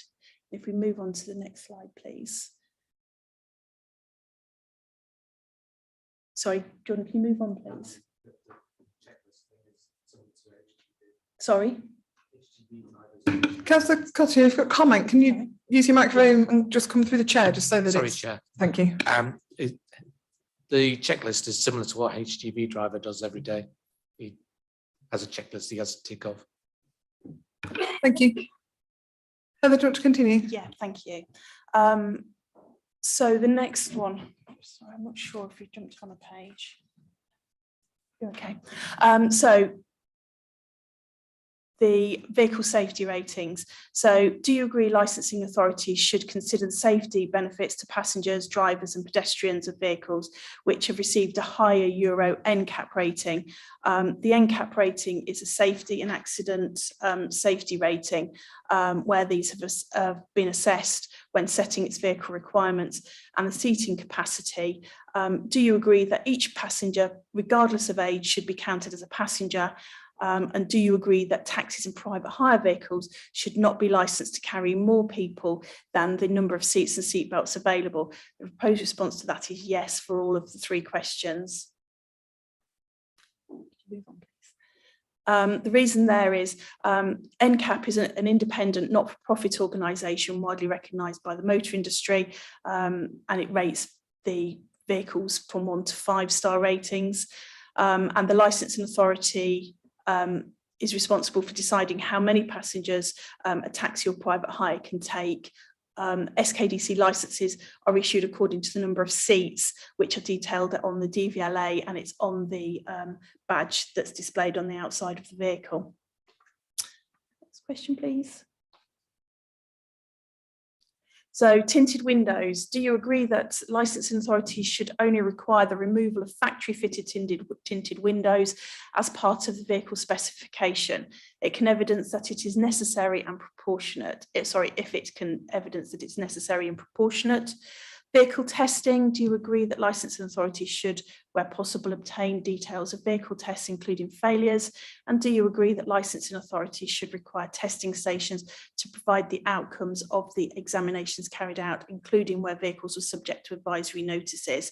The proposed response to that is all yes. And SKDC does not allow the addition of darkening film tinting other than factory fitted currently. We also do on our compliance tests require that test failures are detailed, and we do also currently request the advisory notices too. Then we come on to vehicle age limits. Do you agree that licensing authorities should not impose age limits for the licensing of vehicles? Based on the current policy, the response will be no, is proposed as no. Do you agree that licensing authorities should not permit roof signs on any kind of private hire vehicles? The proposed answer is yes. Do you agree that licensing authorities should not impose a livery requirement on private hire vehicles? The proposal is yes. And do you agree that the private hire vehicle signage requirements should limit the authority license plate or disc and be a pre-booked only door sign? The proposed answer to that is no. And do you agree that licensing authorities should not require the displaying of private hire vehicle operators on vehicles? And that is proposed as yes.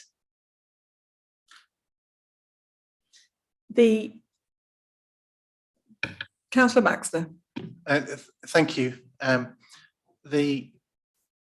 got a comment about number 18, but I'll leave that till the end of the debate, if I may, as per our emails. But question 19 and question 22 are the first ones where I've actually kind of would tend to disagree with the suggested answer, and they are about the roof signs and the private hire operator details. And in both cases, I think if I order a private hire vehicle, I want to know which vehicle it is.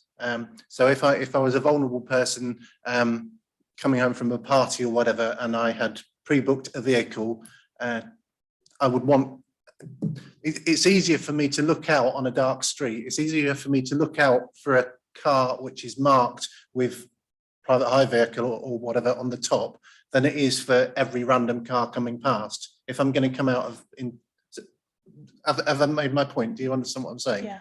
I want to be sure that I'm getting into a taxi and not into some random stranger's vehicle that just happened to turn up at the same time. I think Heather, do we have that anywhere in the policy already? Currently, yes. About we don't signage. insist that they have livery on their vehicle, but what we're saying, what the proposed answer to 21 is, similar to what you're saying, is that we don't agree that they should just say pre-booked only, because like you say, if you're coming out, you've got a stream of pre-booked only, you wouldn't know which is the vehicle that you've booked. I think the difference is, it's whether you insist that they have to have it or whether they can put it or not. Sorry, Chair, I'm referring to questions 18 and 22. Oh, okay. Oh, sorry, I thought it was 19. Sorry, I'm now really confused. Heather, can you just recap what you just said? I know that's not the point you were going at, but see, this question is asking us. Which question? 21. Yeah.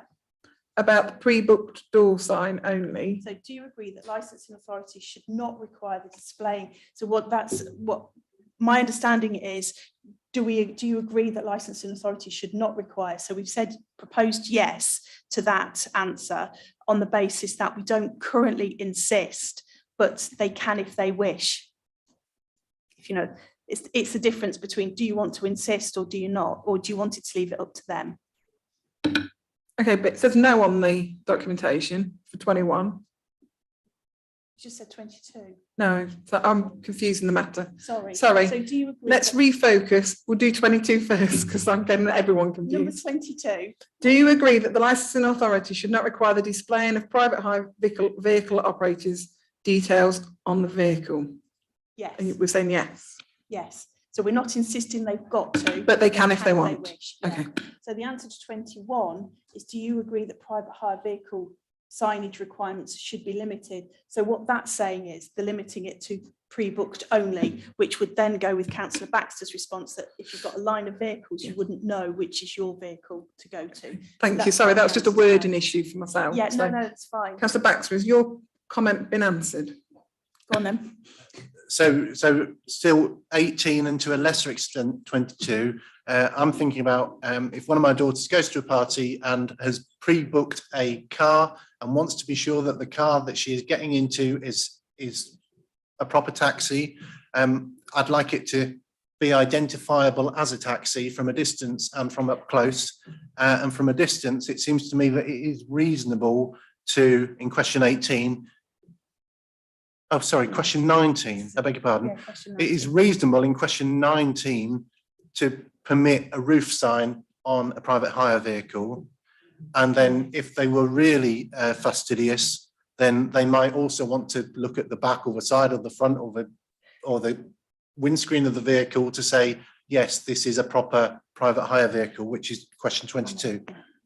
The reason for the response is that a taxi, a hackney carriage, which you can hail, has a roof light because that goes on or off.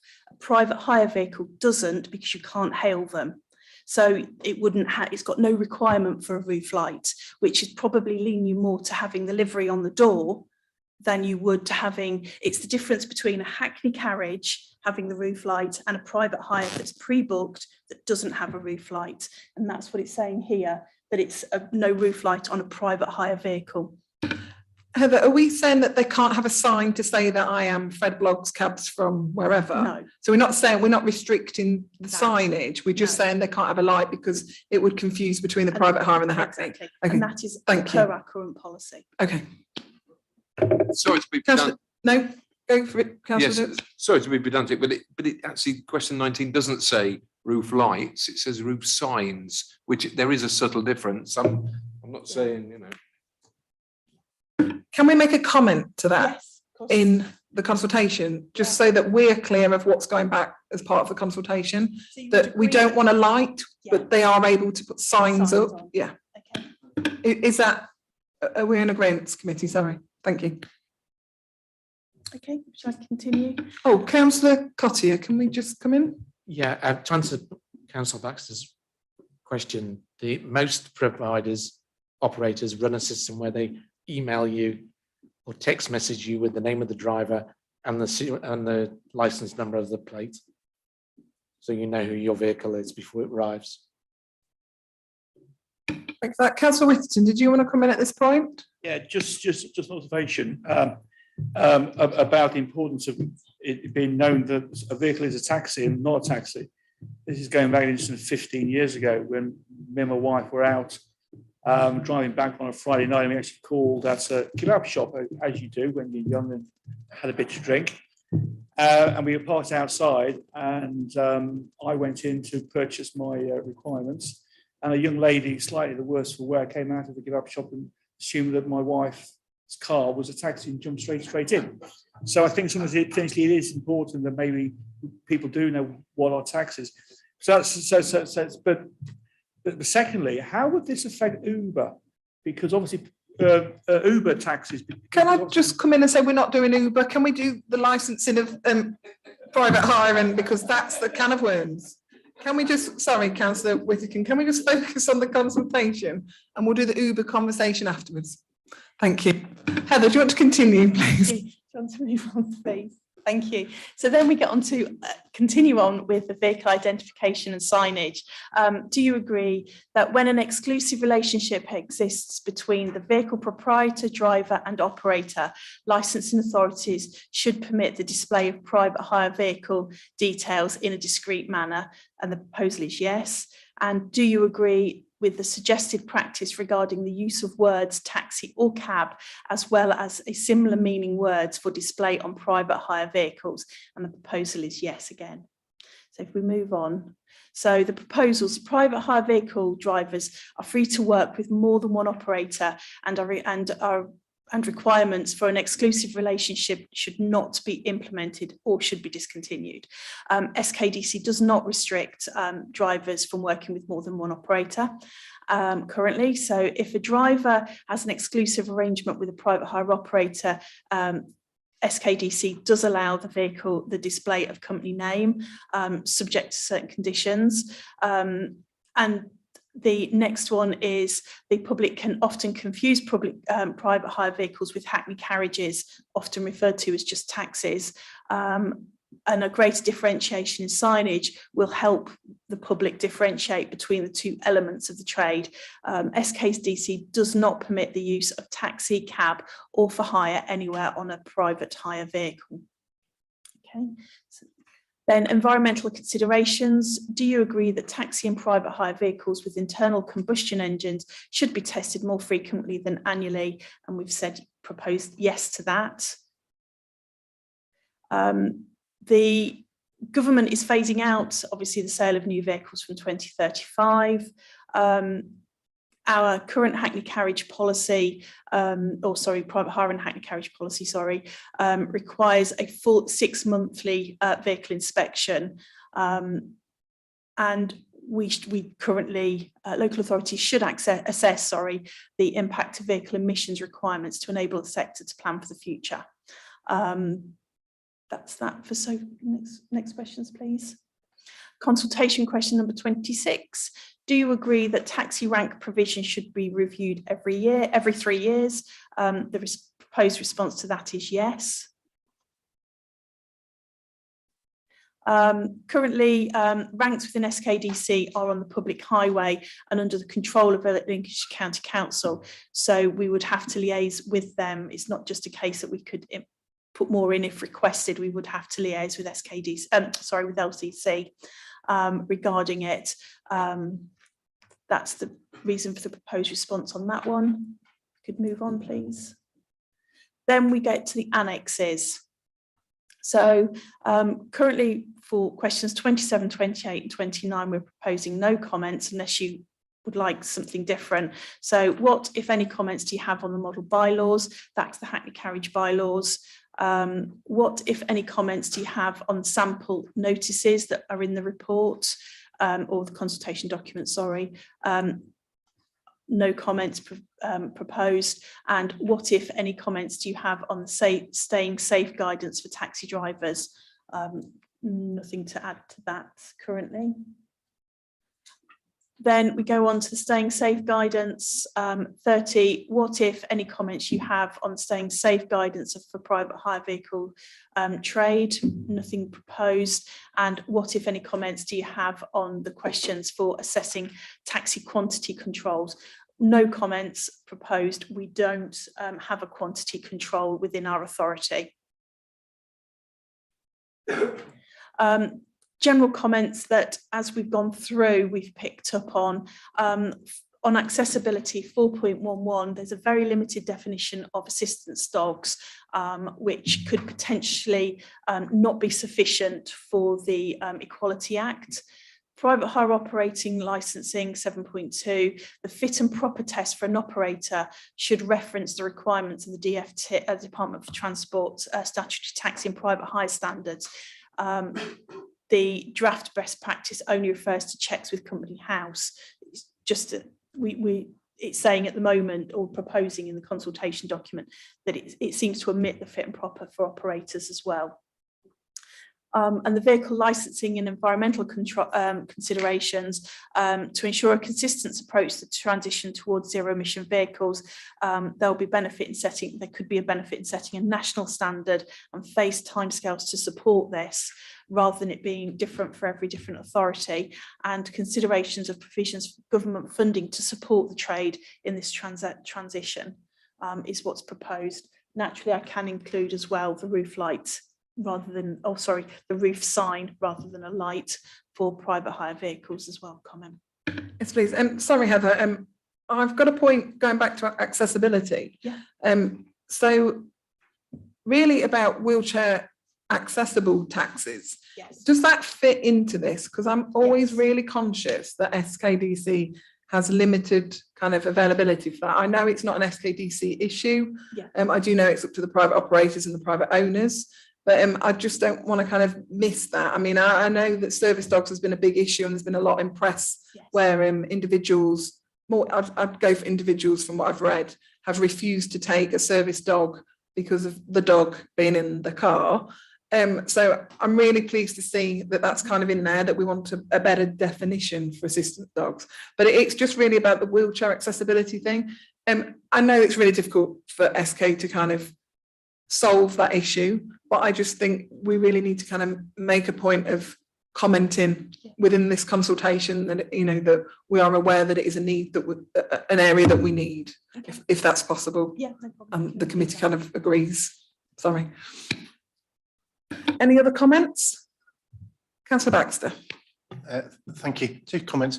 Firstly, is it a requirement for drivers to have displayed within the taxi stroke private hire vehicle, their own photograph and registration of the vehicle and so on. As I can remember, if we're going to go back to our taxi journeys of bygone year, I can remember getting into several taxis elsewhere where the picture on the dangling from the wing rear view mirror didn't look anything like the driver, and whether I chose to make an issue of that is a different question. But is it something we do? Heather, can you answer? Yeah. Yes, we do. We issue a badge, a driver's badge, every 3 years, and they have that. They should. It is in the policy that they should wear it, and we have identification badges on the back of vehicles. Which, if you look at the vehicles, it should the registration number and colour and vehicle make should match the vehicle that is on. Councillor Baxter. Thank you. And then my second point is not related to the recommendation. I mean, I'd be happy to propose or second the recommendation within this report, but as per our emails, I would like to add a second recommendation, which relates to the comments from the gentleman that came to speak to us earlier on. Can we deal with this kind of consultation back first, if it's kind of a side note, and then we will, yes, talk about that. So can we have a proposer to agree these recommendations back as part of the consultation? Oh, that's a mouthful. Proposer? Yep. Seconder? Whoever. Councillor Baxter and Councillor Dilks. And then can we have a vote from the committee, please?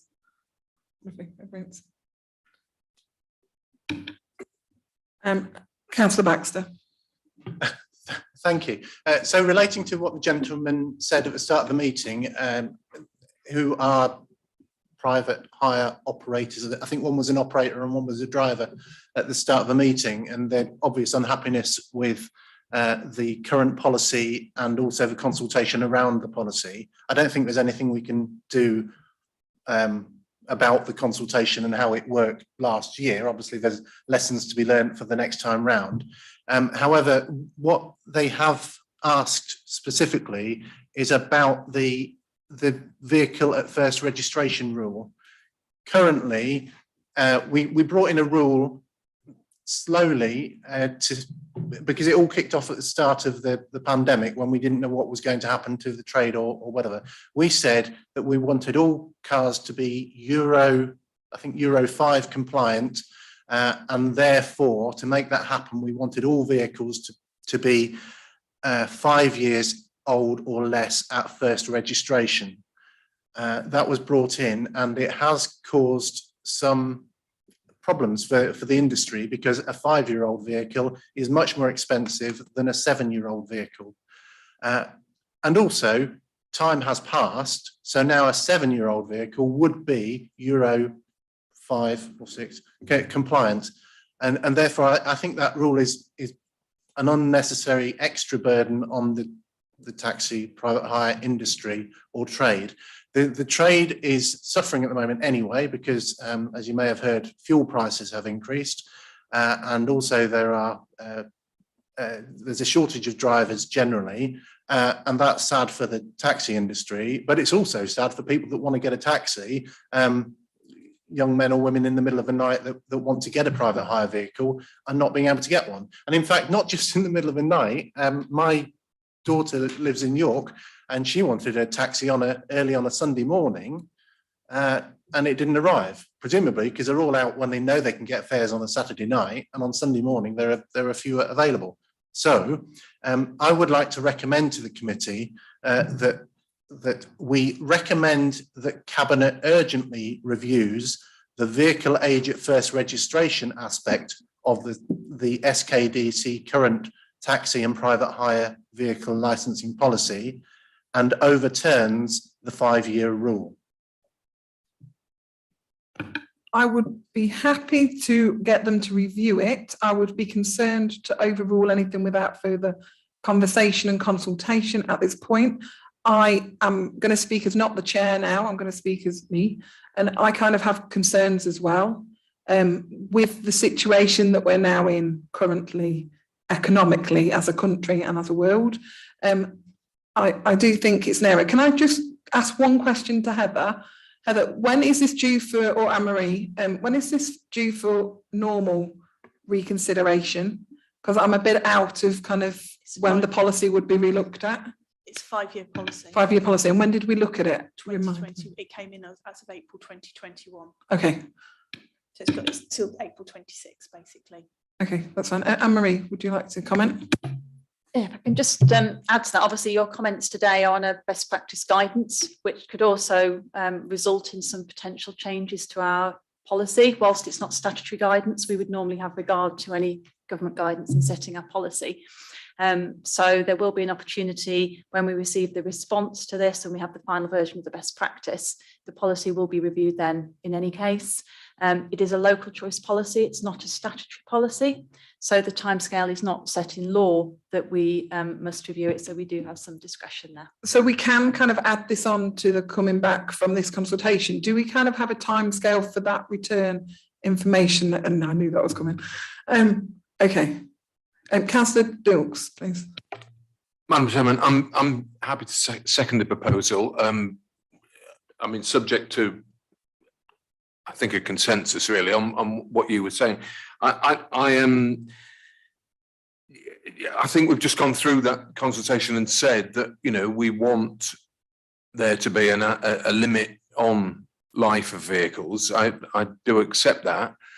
I'm not sure we should, you know, throw the baby out with the bathwater and say, you know, I think the review would be to encourage to go back to the 7-year rule. That would be my thinking, I think. And also we should bear in mind that, you know, there is, and we've ticked the box for more frequent testing of vehicles. And I think that's right as well, more than just the annual MOT, etc. And given all those things, I just think it is reasonable, given all what we've heard, you know, about the economy and you know, I'm not saying the lack of taxis and taxi drivers, but the, you know, the need not to damage the industry. I think it would be reasonable to review it and to go back to the 7 years. Yeah, that's great. Councillor Stokes, did you want to come in?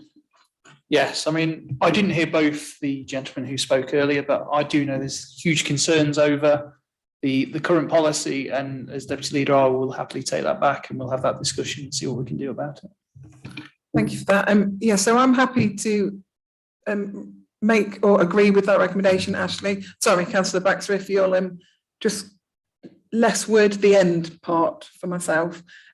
I think we need a conversation and a consultation, and I do think, I mean, I also feel that private hire, the gentlemen that were here today can also participate in this consultation themselves, can't they? Because it's a best practice document. And I do know, because I did sit through the consultation of the update of the policy for the new one that we have, that we always open that consultation to the businesses that are involved and to the drivers themselves. And it's really kind of difficult sometimes to get them engaged at the process. So I'm not saying they didn't. I personally would like to kind of look back at the history of this and some conversations myself. But I do think we also kind of need to have that conversation and that consultation. So yes, I'm more than happy to propose that. Councillor Dilks? Yeah, I was also going to say, Madam Chairman, I support all of that, providing, you know, we're not waiting for 4 or 5 years for it to come up, that we, you know, that we almost put in the request to Cabinet that they urgently look at it and yeah, absolutely, and make changes as appropriate now. I agree, and that's why I was just getting clarification from Anne-Marie that it was because it's a best practice and our policy, we don't have to wait for any time restraints. We can kind of look at it when we kind of want to. And I agree with your sense of urgency, and I'm thankful for the Cabinet members to kind of support that. So, Councillor Baxter. Thank you. So, point 1, I think we did something similar with the language requirement thing back in November that we didn't throw out the policy, but we tinkered with it, and that's what I'm asking to do. I'm asking for a bit more tinkering, I guess. But in response to your request that I change the wording, the wording that I mentioned earlier was recommend that Cabinet urgently reviews the vehicle age at first registration aspect of the policy and overturns the 5-year rule. So instead of saying overturns, could we say urgently reviews the policy, paying special regard to the 5-year rule? Yeah. Well, I'm happy with that wording. Yeah. Committee in agreement? Yeah. Yeah, lovely. So yes, can we make that recommendation, please? Ashley will propose. I'm happy to propose. Yeah, can I second, please? And can we have a vote? Got there in the end. Thank you very much. And thank you, Councillor Baxter. It was a concern of mine as well. And I think the consultation document kind of led us to discuss that sooner than we could have done. So thank you. Right. Agenda item 11, if we can continue, is the draft policy for the provision of litter bins. Anne-Marie, are you presenting this?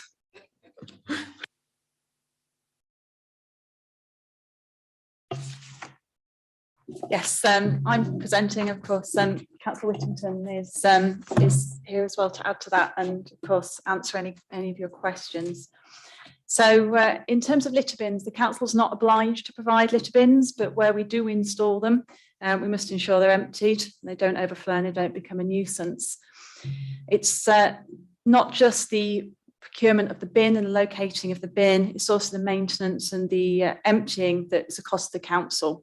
Therefore, ensuring litter bins are appropriately located supports value for money and ensures we can locate those in the areas where they are most needed.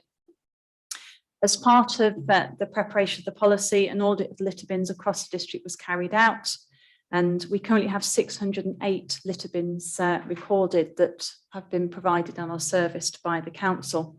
Historically, these have come about through requests from members of the public or elected members, and there's been no real structured criteria around where they were located to ensure they were in the best place and there was a genuine and continuing need in that area. So to support a future consistent approach, a policy on the provision of litter bins has been developed and is before you today. This seeks to clarify responsibilities where parish or town councils have provided litter bins, and also suggests a criteria that would be applied when assessing a location for a new litter bin request, and gives areas where we would not normally cite a litter bin as an indication. It's proposed that we wouldn't automatically remove any existing bins as a result of this policy, but where any requests are made for additional or replacement bins, the policy would be applied at that point. The recommendation of the report is that the committee considers the draft policy and recommend to Cabinet with or without amendments that it is suitable for adoption. Thank you. Thank you. Any comments? Councillor Dilks.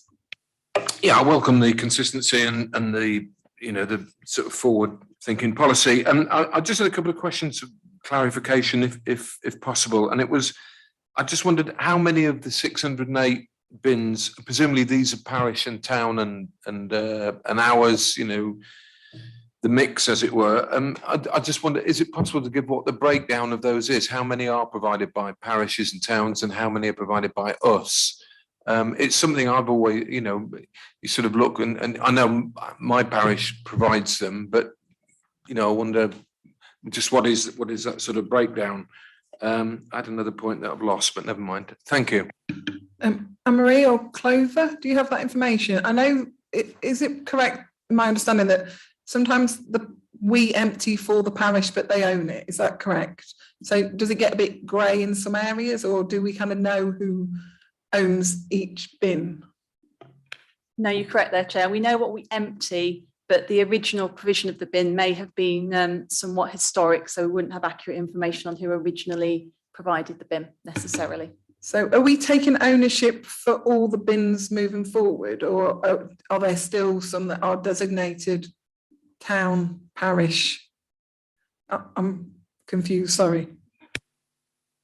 There's no proposal within the policy to change the ownership of any of the bins that we currently have, just to make it clear if a parish or a town council wishes to bring online new bins, where those responsibilities lie. Lovely, thank you. Councillor Baxter. Thank you, Chair. My main concern with this, I've got 2 parishes in my district ward, and I've got, I think, 6 or 7 in my, really ought to count them sometime, 6 or 7 parishes in my county ward.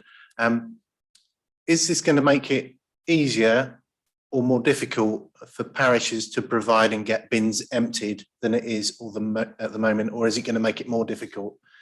Or put in a different way, are the parishes going to complain? Councillor Whittington, did you want to respond? Yeah, I think historically, because there's been no sort of set criteria for the provision of bins, it has been fairly ad hoc. And I know certainly I often been receiving emails from parish councils saying, "Oh, we need an extra bin," or whatever. And I think part of the problem is because there's been no criteria. Some parishes probably historically may have more bins than maybe they need, whereas others don't. And it comes down to a question of, oh, they've got 5 and we're as big as them, we've only got 3. And I think there's been a lot of this kind of this stuff there. So that was the reason for the policy, to have a sort of agreed set of criteria that when we are looking, obviously, as I already said, it won't affect existing bins. Only when we potentially come to replace existing bins will we look to see if there is capacity to reside them. We have a lot of bins in town centres. If you go out onto St Peter's Hill, you'll see loads of them, and around Stamford town centre as well. And over time, I think the policy would potentially reduce the number in towns to then maybe put a few more out in the suburbs and into parishes. Certainly in villages where we at the moment have been historically collecting a certain number of bins, we will carry on collecting a certain number of bins. If parish councils then decide they want to put extra bins in, what we normally at their own cost, what we normally say to them is, if you get your community cleaner or whoever you have to empty that bin, leave it in a community cleaner sack, we will empty it when we come to empty the SK bins in your area. So I don't think it's going to make it harder or affect the collection.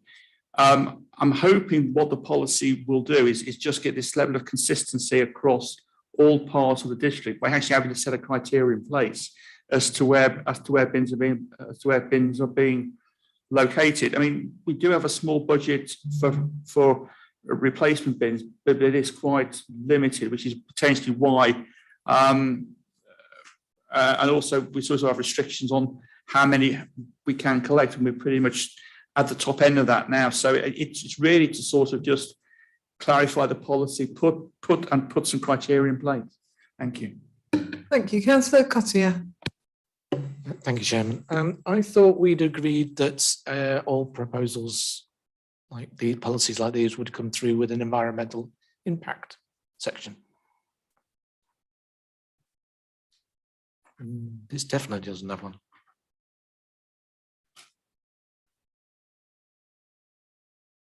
I'm not sure on that. Anne-Marie, are you aware of this? Oh, Sorry. Not of an environmental impact assessment as such, there is an equality impact assessment attached. that was my understanding, that we would always have an equality. I wasn't sure on the environmental.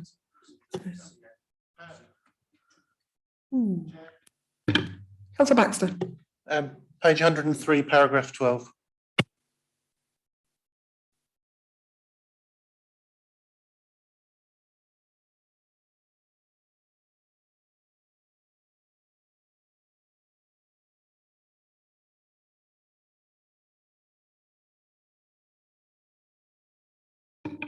Yes, it is there. Thank you, Councillor Baxter.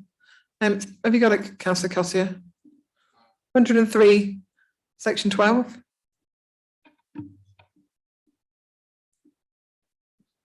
That kind of answers the climate emergency from what I remember.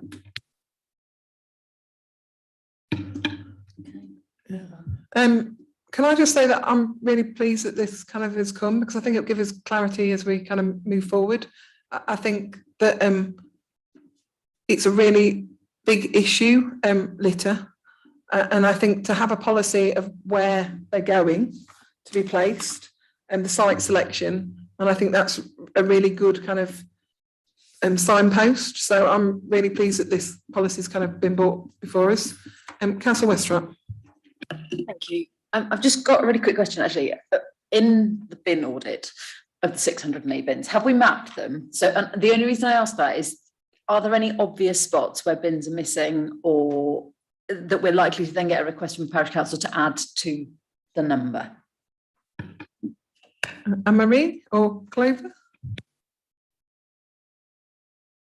Okay, so as you would expect, they're predominantly in our town centres, and we have found some where we've got bins that are very, very close together on streets and makes no real sense. Those will obviously be addressed.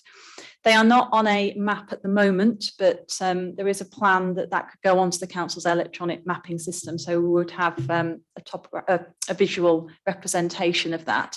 In terms of villages, it very much comes down to the need rather than the fact that automatically a village requires a certain amount of bins. So it will be very much assessed against the need within that village. So any that didn't have it now, if a request came in, the criteria in this policy would be used to assess the need. Thank you. Any other comments, or can we go for a proposal to agree the recommendations? Do we have a proposal? I'm happy to propose it as it is. You happy to second? Councillor Westrop second.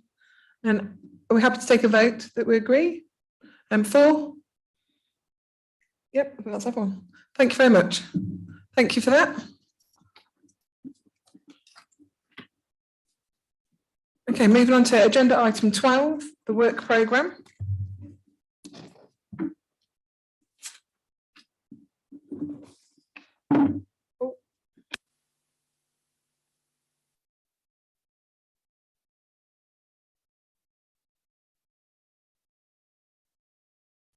Any comments on this from committee? Okay. I know we've got things proposed and kind of waiting to come back to committee that I'm aware of. There's a couple of things. So obviously the depot is the big one, which we will address at a future date. And what was my other one? No, it's gone. It'll come back in a minute. Anyone else got any comments? Oh, thank you, Councillor Dilk. It's more sort of a question really, is to, we've got the list of what's on today's meeting, which is great, and then over the page the unscheduled items. Presumably, which ones of those do we want to be on at the next meeting? And I'm not sure. I'm just asking. Yeah, no, I agree, and I always say it at this point in the meeting that anybody got any issues or any ideas or anything that you really want to look at, please do. I mean, it's obviously easier sooner than later, just so that we can get reports and everything ready in a timely manner, because obviously with our officers' times. But we'll go from there then. Please be in touch. Serena, if I can just ask that those kind of things we mentioned earlier that are kind of updated sooner than later, that would be great. Thank you. Councillor Whittington. Yeah, thanks, Madam Chairman. As members of the Climate Change Action Group will be aware, we're scheduling our first meeting for early June of the sort of refocused group. I think that the intention is for that to meet quarterly. And I'm just wondering, Madam Chairman, because it's kind of a subgroup of this committee, would you require updates on what the climate change group's doing going forward annually or 6 monthly or whatever, entirely up to the committee? Thank you. Thank you for that. I'll take opinions on others. I know there's a few of us that are invited to the workshop, which I do find beneficial when I'm able to attend. Sorry, that's my timekeeping. I'm happy as long as we've got an open conversation between the working group. I think less formal and that sort of thing's really good than formal. But I am happy to take ideas from other members. Anyone got a burning opinion? Councillor Dilks. Well, it just seems to me that it wouldn't be amiss and it would be helpful if after each of those meetings, there was just a one-page notes from the climate change, just as a reminder that comes to this committee. Would that be sensible? Yeah, that's great. Thank you for that. Yeah. We're all happy? Lovely. If we're all happy. Agenda item 13, I haven't got any other business, so I'm very happy to close the meeting. Thank you all for your attendance. Lovely.